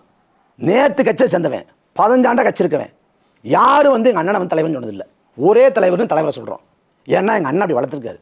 நாங்கள் வந்து மேடையில் வந்து வாழ்க ஒழிக அப்படின்னு முழக்கம் போடுறது கிடையாது. தமிழ்தாய் வாழ்க, தலைவர் பிரபாகரன் வாழ்க தான். நாங்கள் வந்து மேடையில் வந்து துண்டு போடுறது கிடையாது, சால்வை புத்துறது கிடையாது. நாம் தமிழர் கட்சினா அவ்வளோ கட்டுக்கோப்பு ஒழுக்கம். திருச்சியில் மாநாடு போட்டோம். மாநாட்டில் 1,00,000 பேர் 5 லட்சம் பேர் கூடணும். வணக்கம் அப்படின்னு அறிவிக்கப்பட்டப்ப ஒட்டுமொத்த கூட்டமும் நிசப்தமாக இருக்குது. வீர வணக்கம் அப்படின்னு முழக்கம் போகிறப்ப ஒற்றை குரல் போல் எல்லா குரலும் ஒடிக்குது. அந்த கட்டுக்கோப்பு, அந்த ஒழுங்கு. நாம் தமிழர் கட்சியோட மாநாட்டில் ரத்தான முகாம் நடக்கும். ஏன்? இங்கே தான் குடிக்காமல் இருக்கிற மாநாடு, ரத்தம் தர முடியும். நாம் தமிழர் கட்சியோட மாநாட்டில் புத்தகங்கள் நிறையா இருக்கும். ஏன்னா இங்கே தான் வாசிப்பாளர்கள், கொள்கை தெளிவாளர்கள் வந்து அதிகமாக இருப்பாங்க. நாம் தமிழர் கட்சியோட மாநாட்டில் குடும்பமாக வர முடியும். ஏன்னா இங்கே தான் பெண்கள் பாதுகாப்பாக இருப்பாங்கன்னு. இப்படி எல்லாத்தையும் கட்டமைச்சு தான் அண்ணன் சீமான். இதெல்லாம் அந்த குற்றச்சாட்டுலாம் அர்த்தமற்ற அபத்தமான குற்றச்சாட்டு. அண்ணா நான் ஒன்று கேட்குறேன், இது எல்லாத்தையுமே சொல்கிறீங்க. நீங்கள் சொன்னது மாதிரி நீங்கள் பட்டியலிட்டவர்களாக இருக்கட்டும், தம்பி சொன்னவர்களாக இருக்கட்டும், நாம் தமிழருக்கு வந்து தான் அடையாளம் காணப்பட்டவர்கள். அதற்கு பிறகாக தான் மற்ற கட்சிக்கு வந்து ஒரு பொறுப்பில் போகிறாங்க. அப்போது வளர்கிற வரைக்கும் அங்கே இருக்கிறவங்க அதுக்கு மேலே அங்கே இருக்க முடியலைன்னா அவங்கள அதுக்கு மேலே ஒரு பொசிஷன் கொடுக்க மாட்டேங்கிறாங்கங்கிற ஒரு குற்றச்சாட்டை வைக்கிறாங்க. இல்லைன்னா ஏன் வெளியில் போகணும், என்ன காரணம்? ராஜீவ்காந்தி கல்யாணம் போனதுக்கு அவங்களோட தனிப்பட்ட செயல்பாடு தான் காரணம், வேறு எந்த காரணமும் கிடையாது. அவங்க வந்து இந்த கட்சி, இனம், இந்த மண், மக்கள் அப்படின்னு இல்லாமல் அவங்களுக்கு தன்முனைப்பு இருந்துச்சு. அந்த தன்முனைப்பு வடிவாக அவங்க வெளியே போகிறாங்க. வேறு என்ன காரணம் இருக்க முடியும்? உண்மையிலே தமிழ் தேசியம் அதான் நோக்கம் அப்படின்னா அவங்க தமிழ் தேசிய பாதுகாப்பு இருக்கணும், தமிழ் தேசிய அமைப்பு கட்டியிருக்கணும், தமிழ் தேசியம் சார்ந்து பேசியிருக்கணும். எந்த திமுக அதிமுக மிக கடுமையாக இருந்தாங்களோ அதே திமுக அதிமுக போயிட்டாங்களே. அப்போ தெரிஞ்சிருது இல்லை, நோக்கங்கிறது கொள்கை கோட்பாடு இல்லை, தனிப்பட்ட அரசியல் ஆதாயம் தெரியுது இல்லை, அதனால தான் போகிறாங்க. அதிமுகவில் வந்து அண்ணன் கல்யாணம் சேர்ந்தாங்க. அதிமுக எவ்வளோ பேசினார், எவ்வளோ மோசமாக விமர்சித்து பேசினார். அதே போல் சக்கர நாற்காலி சதிகாரன்னு ஐயா கருணாநிதியை பேசினார். யார்? ராஜீவ்காந்தி. திமுகவில் போய் சேர்ந்தார். அக்கா காளியம்மாவை வந்து செத்துருன்னார் அதிமுக ஓட்டு போகிறதுக்கு, போய் அதிமுக சேர்ந்துட்டாங்க. அப்போ நாம் தமிழர் கட்சியில் கோட்பாடு இருக்குது, வச்சிருக்கு தமிழ் தேசியம்ங்கிற கோட்பாடு. அந்த கோட்பாட்டை விட்டு நழுவுதா, விலகி போகுதா, தடம்புறழுதா, தடுமாற்றம் அடையுதா, அதான் பார்க்கணும். அப்போ அது இல்லை, தனிப்பட்ட நபர் வெளியே போகிறாங்கன்னா 1000 காரணங்கள் இருக்கும். சொல்ல முடிய காரணம், சொல்ல முடியாத காரணம் இருக்கும். அப்போ அவங்க விலகி போய் எங்கே நிற்கிறாங்க? நாம் தமிழர் கட்சி எங்கே இருக்குது? நாம் தமிழர் கட்சி அதே இடத்துல நிற்குது, அதே பாதையில் பயணத்தில் போகுது. அவங்க வெளியேறி போய் வேற எங்கே போயிட்டாங்க. இப்போ சீமானா இதுக்கு முன்னாடி பெரியார் என் தாத்தாலாம் வந்து பேசியிருக்காரு. என்ன அப்படி பார்த்தா நான் பதில் சொல்லிட்டேனே. அது அதாவது தம்பி ஒரு நாள் எடுக்கப்பட்டதில்லை, பரிணாம வளர்ச்சி தான், பரிணாம வளர்ச்சி தான். பெரியார் இவரை வந்து ஒரு இடத்துல வந்து திருக்குறளை கடுமையாக சாடுறாரு, திருக்குறள் மாநாட்டில் பங்குக்கிறாரு, மறுபடியும் திருக்குறளை சாடுறாரு. இதுக்கு எந்த தர்க்கநியாயமும் இல்லை. ஆனால் நாம் தமிழர் கட்சி பெரியார் இவராவை விமர்சிப்பதற்கு, எதிர்ப்பதற்கு தர்க்கநியாயம் இருக்குது.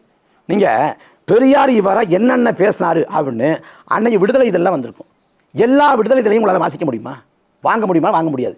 ஏன்னா என்ன பேசினாரே ஒழிச்சு வச்சுருக்காங்க. அதாவது பெண்கள் வந்து பெண்கள் உடுத்துகிற உடைய அரசு தீர்மானிக்கணும், பெண்கள் போடுற வந்து நகைகளை வந்து அரசு தீர்மானிக்கணும். இதை சொன்னது அர்ஜுன் சம்பத் இல்லை, பெரியார் இவரா. அப்போ இதை எப்படி எடுத்துக்குவீங்க நீங்கள்? அதே போல் அவர் சொல்கிறாரு இடத்துல, ஒரு நாடு நல்லா இருக்கணும்னா ஒரே இனம் இருக்கணும். ஒரே இனம்னா யார் கோட்பாடு? ஆரிய கோட்பாடு, ஹிட்லரோட நாஜி கோட்பாடு. ஒரு நாடு நல்லா இருக்கணும்னா ஒரே கட்சி இருக்கணும். ஒரே கட்சினா ஒற்றை கட்சி சர்வாதிகாரம். ஒரே மதம் இருக்கணுங்கிறாரு. கடவுள் மீது நம்பிக்கை இல்லாத, மதத்தின் மீது நம்பிக்கை இல்லாதவர் ஒரே மதம் இருக்கணுங்கிறாரு. பல்குழுவும் பால் செய்யும் உட்பகையும் அப்படிங்கிற திருக்குறளை தப்பாக புரிஞ்சுக்கிட்டு அவரும் அர்த்தத்தை கற்பிக்கிறார். அதாவது திருக்குறளில் வந்து பிற்போக்குத்தனமாக எழுதுவார் அப்படின்னு சொல்லப்படுறது பரிமேலகர். அந்த பரிமேலகர் கூட இப்படிப்பட்ட அந்த உரை எழுதலை, ஆனால் பெரியார் இவரை சொல்கிறார். அப்போ இதெல்லாம் என்ன பண்ணுவீங்க நீங்கள்? அண்ணா வணக்கம்ண்ணா, என் பேர் கிரி. நாம் தமிழர் கட்சியை பார்த்து அரசியல் மேலே ஈர்ப்பு கொண்ட சில இளைஞர்களில் நானும் ஒருத்தன். முதல்ல அப்படி தான் இருந்தேன். ஸோ என்னோடய கேள்வி என்னென்னா, நாம் தமிழர் கட்சிக்கிட்ட இது வரைக்கும் வேறு ஏதாவது கட்சிகள் வந்து கூட்டணி கேட்டிருக்காங்களா? அப்படி கேட்காத பட்சத்தில் கொள்கையில் சிறு சமரசம் செய்கிறதுனால அது நமக்கு வெற்றிக்கு வந்து நமக்கு வழி கொடுக்கும் அப்படின்னா அது ஒரு தடவை செஞ்சு பார்க்கலாமே, அதனால் நமக்கு வெற்றி கிடைக்கும். இல்லை, நான் அதை கேட்குறேன். இப்போ நாம் தமிழர் கட்சியை பொறுத்தவரைக்கும் நிலைப்பாடு இருக்குது. நாங்கள் வந்து திராவிட கட்சியோட தேசிய கட்சியோட கூட்டணி இல்லை அப்படிங்கிற நிலைப்பாடு. ஒரு புதிய ஆற்றல், ஒரு அப்பழுக்கற்ற ஆற்றல், ஒரு தூய ஆற்றல் வருதுன்னா அவங்க நம்ம கோட்பாடை ஏற்றுக்கிட்டு, கொள்கையை ஏற்றுக்கிட்டு, நம்மளோட தலைவர் பிரபாகரனை ஏற்றுக்கிட்டு, இந்த நாம் தமிழர் கட்சியோட ஆட்சியின் செல்வாட்டை ஏற்றுக்கிட்டு நாம் தமிழர் கட்சியோட சேர்ந்து பயணிக்க வர்றாங்கன்னா ஏற்பது குறித்து பரிசீலிக்கலாம். ஒரு யார் தூய ஆற்றல் இருக்கா? எல்லாம் பாவ மூட்டை. அந்த பாவ மூட்டையை நாம் தூக்கி சுமக்க முடியாது. அப்போ இங்கே யார் இருக்கிறா? ஒன்று திமுகவோட நின்னவங்க, அதிமுக நின்னவங்க, திமுக துரோகம் பண்ணவங்க, அதிமுக போய் சந்திரபோதம் பண்ணவங்க. அப்போ நமக்கு கெடுவாய்ப்பானா நாம் அண்ணன் கூட பல இடங்கள் சொல்லுவாங்க, நான் வந்து கட்சிகளை ஒருங்கிணைக்க, தலைவர் மக்களை ஒருங்கிணைக்க வரல, நான் தமிழர்களை ஒருங்கிணைக்க வந்திருக்கேன் அப்படின்னு. அப்போ இந்த கட்சிகள் இருக்கக்கூடிய ஆட்களை விட தமிழருங்கிறது பெருங்கடல். அந்த தமிழர்களை, இனமான தமிழர்களை இணைக்கக்கூடிய வேலையை தான் நாங்கள் செய்கிறோம். அதனால் இப்போ கூட்டணிக்கு வாய்ப்பு இல்லை. நெஞ்சில் போனால் இன்றைக்கி திமுக அதிமுக இந்த கட்சிகள் வந்து கூட்டணி அமைக்குது. கூட்டணி அமைக்கிறதுக்கு 2 சீட்டு 4 சீட்டுங்கிறாங்க. இது வெளில சொல்லப்படுறது. ஆனால் ஒவ்வொரு கட்சிக்கும் பணம் கொடுக்கப்படுகிறது. 20 கோடி, 30 கோடி, 40 கோடி, 50 கோடி, 60 கோடின்னு 100 கோடி, 300 கோடி பணம் தர்றாங்க. நாம் தமிழர் கட்சியை பொறுத்த வரைக்கும் இன்றைக்கி எல்லா கட்சிகளை விட திமுக அதிமுகவுக்கு அப்புறம் அதிக விழுக்காடு வாக்களை கொண்டு வர கட்சி நாம் தமிழர் கட்சி 8.2. நாம் தமிழர் கட்சி கூட்டணிக்கு போனால் நீங்கள் நம்புவீங்களா? 2000 கோடி தருவான். பாஜகவோடு நான் வர்றேன், கூட்டணிக்கு வரேன்னு சொன்னால் 2000 கோடி தருவான். அதே போல் அடக்குமுறை கடந்த தேர்தலின் போது சின்னம் பறிக்கப்பட்டுச்சு. என்னையே சோதனை. நான் போனேன், அண்ணன் சாட்டை தலைவர்கள் போனாங்க, அண்ணன் இசைமதிவானம் போனாங்க, தம்பி தென்னகிருஷ்ணன் போனார், அடக்குமுறை, சின்னம்பரிப்பு, அதே போல் பேரம் பேசினது, இது எல்லாத்துக்கும் நாங்கள் வந்து சமரசமாக களத்தில் நிற்கிறோம். நாங்கள் வந்து எங்களை முன்னோர்கள் பிழை செஞ்சாங்க.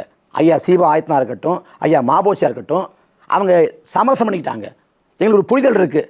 அந்த வரலாற்றுலையும் பாடம் கற்றுக்கிட்ட நாங்கள் தோற்று போனாலும் சரி, தற்காலிகமான அந்த தோல்விக்காக நிரந்தரமான மக்கள் நம்பிக்கை இழக்க தயாராக இல்லை. அதனால கூட்டணிக்கு இல்லைனா தம்பிகளுடைய இயக்கம் என்னவா இருக்குன்னா, உங்களுடைய செயல் திட்டங்கள் நீங்க சொல்ற பேச்சுகள் என்ன இருக்கு, அது நடைமுறைக்கு வந்தா நல்லா இருக்கும். அப்ப நடைமுறைக்கு வரணும்னா நீங்க ஆட்சி அதிகாரத்துக்கு வரணும். அப்போ நீ எல்லாம் வேணும், நீங்க எல்லாம் இந்த மாதிரி ஊழல் கட்சிகள், நீங்க சொல்ற குற்றச்சாட்டுகள் சரி, நாங்க உங்க கூட கூட்டணிக்கு வரோம் அப்படிங்கிற ஒரு குறைந்தபட்ச செயல் திட்டத்தை வச்சுட்டு போனா உங்களுடைய ஸ்கீம்ஸ் கொண்டு வரலாம்னு கேக்குறாங்க. சொல்லுங்க, ஒரு அப்பழுக்கற்ற ஆற்றல், இவங்க நல்ல ஆற்றலா இருக்காங்க, கூட்டணி வைக்கலாம்னு சொல்லுங்க. யாரு? திமுகவா? டிவிகவா? அதாவது திமுக வர்றப்ப வந்து நல்ல கோட்பாடெல்லாம் பேசினாங்க. ஆனால் வந்த பிறகு கெட்டு சிரஞ்சு போனாங்க. அதிமுக வர்றப்ப அண்ணாவோட அண்ணாயிசம் தான் என் கோட்பாடுன்னு எம்ஜிஆர் சொன்னார். வந்த பிறகு சிரஞ்சு போனாங்க. இவங்களாம் வந்து சிரஞ்சு போனாங்க. இங்கே வர்றப்ப சிரஞ்சு வருது ஒன்று. இதெல்லாம் வந்து அதிமுக வந்து உயிர்களை காவு வாங்குச்சு. இவர் வரவே இல்லைன்னா 52 உயிர் போச்சு. வணக்கம்னா, நம்ம விவசாயத்தை ஆதரிக்கிறோம், விவசாயம் தான் எல்லாம், விவசாயத்தை அரசு தொழிலாக்குவோம்னு சொல்கிறோம். தேர்தல்னு வரும்போது மட்டும் விவசாயிகளை நிறுத்தாமல் நல்லா படித்தவங்களை மட்டும் நிறுத்துறோமே ஏன்? சட்டமன்றத்தில் விவசாயிகளுக்கு பேசுறதுக்கு அதாவது இல்லையா? அந்த மேடையில் வந்து நீங்கள் தவறாக புரிந்து கொள்ளப்பட்டுச்சு. அந்த மேடையில் வந்து அவங்க என்ன படிச்சிருக்காங்கன்னு சொன்னோம். நாம் தமிழர் கட்சியோட மேடையில் என்னென்ன படிச்சிருக்காங்க அப்படின்னு சொன்னமே ஒழிய என்ன தொழில் செய்கிறாங்கன்னு சொல்லலை. இப்போ எனக்கு வந்து பொறியாளர் அப்படின்னு போட்டிருக்காங்க. நான் பொறியியல் வேலைக்கெல்லாம் போகலை. அப்போ என்னோடய பணி என்ன அப்படின்னு போடல. அதே போல் அண்ணன் முனைவர் செந்தில்நாதன் இருக்காங்க திருவையார் சட்டமன்ற தொகுதியில்.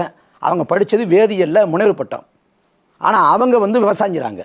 அங்கே போடப்பட்டது எல்லாமே அதே போல் அண்ணன் காசிராமன் அவங்க விவசாயம் பண்ணுறாங்க. பல பேர் இருக்கிறாங்க. பல பேர் தங்கச்சி அபிநாயா இருக்காங்க. அவங்க ஆடு மாடு வளர்ப்பு செய்கிறாங்க. ஆனால் அங்கே போடப்பட்டது வந்து அவங்க என்ன படிச்சிருக்காங்கன்னு போட்டிருக்கு. அவங்க என்ன தொழில் செய்கிறாங்கன்னு போடல. நாளைக்கு அவங்களோட தனிப்பட்ட சுய விவர குறிப்பு வர்றப்ப அதில் விவசாயம் பண்ணுறவங்க, ஆடு மாடு வளர்ப்பு செய்கிறவங்க எல்லாம் வரும். சரிங்கண்ணா, நம்மளுடைய மேடை பேச்செல்லாம் சிறப்பாக இருக்குது. ஆனால் எப்போ வெற்றி பெற்று மக்கள் பணி ஆற்ற போகிறீங்கிற ஒரு நீங்களும் என்னை போல பரப்புரையாளராக மாறுங்க. எல்லாரும் மாறுவோம், எல்லாரும் கூடுவோம். ஒரு நாள் கனவு வசப்படும், அதை நோக்கி உழைப்போம். ஆனால் தேர்தல் அரசியலில் வந்து ஒவ்வொரு ஓட்டும் ரொம்ப முக்கியமான விஷயம். அப்படின்னும் போது நாம் தமிழர் மேலே ஒரு மிகப்பெரிய குற்றச்சாட்டு என்ன இருக்குன்னா, இப்போ வந்து உதயநிதி வந்து சேப்பாக்கம் தொகுதியில் நிற்கும் போது அவருக்கு எதிராக டம்மி கேண்டிடேட் போட்டாங்க அப்படின்ற ஒரு குற்றச்சாட்டு இருக்குது. இதே விமர்சனம் வந்து நிறைய கட்சிகள் வந்து நாம் தமிழர் மேலே வைக்கிறாங்க. திமுக கூட்டணி கட்சிகள் எங்கே நிற்கிறாங்களோ அங்கே நாம் தமிழர் வீக்கான கேண்டிடேட் போடுறாங்க. அதிமுக ஸ்ட்ராங்கான கேண்டிடேட் போடுறாங்க. அதிமுக நிற்கிற இடத்துல வீக்கான கேண்டிடேட் போட்டு ஏடிஎம்கேக்கு ஒரு பி டீமாக செயல்படுறாங்க அப்படின்ற ஒரு குற்றச்சாட்டு இருக்குது. அது வேட்பாளர் நாங்கள் வந்து வேட்பாளர் போடுறப்ப இவர் வந்து இங்கே போட்டி போடுவாரா, அவர் அங்கே போட்டி போடுவாரான்னு பார்த்து வேட்பாளர் போடுறதில்லை. எங்கள் கட்சியில் இவர் சரியாக இருப்பாருன்னு போடுறோம். இதில் டம்மி வேட்பாளருங்கிறீங்க. டம்மி வேட்பாளர் என்பதற்கான வரையறை என்ன? அவங்க பிரிக்கிற ஓட்டு வந்து வெற்றி பெறவங்களுக்கு குறைவாக பிரிக்கல. பெறக்கூடிய வாக்குங்கிறது அவரோட சொத்து இல்லை, குடும்ப சொத்து இல்லை. அவங்க தேர்தல் காலத்தில் மக்கள்கிட்ட கருத்தில் விதைச்சி வாக்களை நம்பிக்கையை வந்து வாக்களாக பெறாங்க. அவங்க வாக்கை பிரிக்கலை, பெறாங்க. நீங்கள் வாக்கு திமுகவோட வாக்கை முடிவு பண்ணிவிட்டு வாக்கை பிரிக்கிறோங்கிறீங்க. இப்போ டம்மி வேட்பாளர்னா அதுக்கான வரையறை என்ன? எப்படி டம்மி? இல்லை, இப்போ நான் உதயநிதிக்கு வச்ச விமர்சனம் தான் வைக்கிறேன். உதயநிதி நிற்கும் போது இல்லை தம்பி, எளிமை. அதாவது நாம் தமிழர் கட்சி வேட்பாளர் போடுது, டம்மி வேட்பாளர் போட்டு பிரிக்குதுங்கிறீங்க. டம்மி வேட்பாளர்னா அதுக்கான வரையறை என்ன? இல்லை, நான் டம்மி வேட்பாளர்னு சொல்லலை. அவங்க வாங்குற தொகுதியோட அந்த இப்போ வந்து அரசியல் வந்து சக்தி வாய்ந்த வேட்பாளர்களா. இப்போ 24 வந்து காளியம்மாள் போட்டி போட்டாங்க. சிவகங்கையில் எழிலரசின்னு அக்கா போட்டி போட்டாங்க. யார் அதிகம் அறியப்பட்டாள்? எழிலரசினா யார் தெரியுமா உங்களுக்கு? காளியம்மாள் தெரியுமா? எழிலரசி வந்து அதிகப்படியான வாக்களை அவங்க தான் பெற்றாங்க சிவகங்கையில். காளியம்மாளை விட குறைவான வாக்கள் தான் பெற்றாங்க. அப்போ யார் இங்கே வந்து உயர்வு, யார் கீழே? இல்லை, பிரிகிற ஓட்டு வந்து இங்கே வந்து முதல்ல அதாவது பிரிகிற வாக்குன்னு சொல்லாதீங்க. வாக்கு பிரியலை, பெற்றுக்கிறோம். டம்மி வேட்பாளர் எப்படி? டம்மி வேட்பாளர் எப்படி? ஓபிஎஸ்க்கு வந்து எத்தனை ஓபிஎஸ்ன்னு போட்டாங்களா அந்த மாதிரி? எப்படி? ஓபிஎஸ் வந்து எம்பி தொகுதி நிற்கும் போது இத்தனை ஓபிஎஸ் நம்பர் அது முறைகேடு. அதாவது மக்களுக்கு குழப்பம் ஏற்படுறதுக்காக ஓபிஎஸ்னு 4 ஓபிஎஸை போட்டு வாக்கை பிரிச்சாங்க.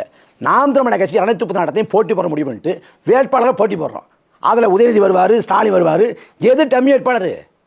நீங்கள் ஒரு முத்திரை குத்துறீங்க, இதுக்கு உள்ளவங்க இருக்கிறீங்க. டம்மி வேட்பாளர் போட்டு வாக்கை பிரிக்கிறாங்கன்னு. சரி, குற்றம் சுமத்துறீங்கல்ல, நாங்கள் வாக்களை பெறதை பிரிக்கிறாங்க அப்படிங்கிறீங்க. அதே சமயத்தில் திமுக அதிமுக வாக்கை காசு கொடுத்து வாங்குதே. திமுகவில் உதயநிதி சேப்பாக்கத்தில் காசு தராமல் இந்த 40 லட்சம் சொன்னல, 40 லட்சம் செலவு பண்ணி சரியாக வெற்றி பெறுவாரா? அதே மாதிரி காசு செலவு பண்ணி தான் வெற்றி பெற முடியும்னா இந்தியாவிலே அதிகமான பணம் உள்ள கட்சி பாஜக தானே ஆட்சியில் தம்பி, இருக்கணும். அதாவது தம்பி, நான் என்ன சொல்கிறேன், நீங்கள் அந்த உரிய அந்த முறைகேடு செய்யாமல் நீங்கள் வெற்றி பெறீங்கன்னா அந்த வெற்றியை வரவேற்கிறேன். பெருந்தலைவர் காமராசர் தேர்தலில் தோற்று போகிறப்பெல்லாம் தொண்டர்கள் வந்து குமுறி ஆடுறாங்க. ஆடுறப்ப நான் தோற்றுக்கலாம், ஜனநாயகம் வெற்றி பெற்றுச்சுனார். யார் வேணாலும் தோற்கலாம், ஜனநாயகம் தோற்கக்கூடாது. இங்கே ஜனநாயகம் தோற்கடிக்கப்பட்டு தான் ஸ்டாலினும் உதயநிதியும் எடப்பாடியும் வெல்றாங்க. நாம் தமிழர் கட்சியை பொறுத்த வரைக்கும் எங்கள் வேட்பாளர் எல்லாருமே சக்தி மிக்க, ஆற்றல் மிக்க, திறன் மிக்க, மக்கள் மீது பற்று கொண்ட வேட்பாளர்கள் தான். இதில் டம்மி வேட்பாளர் யாரும் கிடையாது. நீங்கள் டம்மி அப்படின்னா நான் சொல்லுவேன் உதயநிதி தான் டம்மி. இல்லைண்ணா, நீங்கள் காசு கொடுக்குறத பற்றி கேட்குறீங்க. காசு கொடுக்கறது பாஜகவும் கொடுக்குறாங்கன்னு வச்சுப்போம். பாஜக கொடுத்தாலும் அவங்க கூட்டத்துக்கு யாரும் போக மாட்டிருக்காங்க, ஓட்டு விழ மாட்டேங்குது. அதிமுக ஒரு ஓட்டு மக்களுடைய நம்பிக்கை அவங்க பெற்றிருக்காங்களா அப்படின்னு ஒரு மனசாட்சி சொல்லுங்க. இந்த தேர்தல் கடத்துல பணம் பிரதான காரணியா இருக்கா இல்லையா? அப்படின்னா பாஜக தானே வின் பண்ணணும். அதாங்க, பணம் பிரதான காரணியா இருக்கா இல்லையா? இருக்கு. ஆனா பாஜக தானே வின் பண்ணணும். ஏன் திமுக வின் பண்றாங்க? அதாவதுங்க, பணம் வச்சிருந்தாலும் கொடுக்கறதுக்கு வந்து கட்டமைப்பு வேணும். எங்க தலைமுறை கட்டமைப்பு வேணும். அது அதிமுக வச்சிருக்கேன், கொடுக்குறேன். நான் என்ன சொல்றேன், பணம் பிரதான காரணியா இருக்கு, பணம் தான் தீர்மானிக்குங்கிறேன். பணம் இல்லாமல் நேர்மையாக ஒரு தேர்தல் வெற்றி தோல்வி வருதுன்னா அந்த தோல்வியை மனமும் வந்து ஏற்கிறோம், மக்களோட முடிவுன்னு நாங்கள் ஏற்றுக்கிட்டு எங்களை மறுபரிசீலனை பண்ணிக்கிறோம். ஆனால் அப்படி எந்த முடிவுமே இல்லையே. அத்தனை தேர்தலும் 16, 19, 21, 24 அத்தனை தேர்தலையும் காசு கொடுத்து முறைகேடு பண்ணி கள்ள வாக்கு செலுத்தி ஈரோடு கிழக்கில் நேர்மையாக இருந்துச்சா தேர்தல்? ஈரோடு கிழக்கில் பணம் கொடுத்தாங்க. யார் கொடுத்தா? திமுக கொடுத்தாங்க. அப்புறம் நாம் தமிழர் கட்சி காசு கொடுத்தா?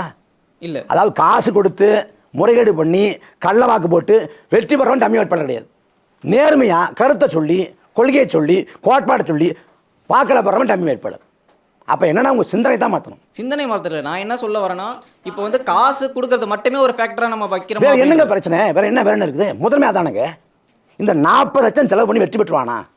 உதயநிதி அவர் தொகுதியில் 40 லட்சம் செலவு பண்ணுவார், அதை தாண்டி செலவு பண்ண மாட்டார். ஸ்டாலின் 40 லட்சம் செலவு பண்ணுவார், அதை தாண்டி செலவு பண்ண மாட்டார். வெற்றி பெற்றுவாரா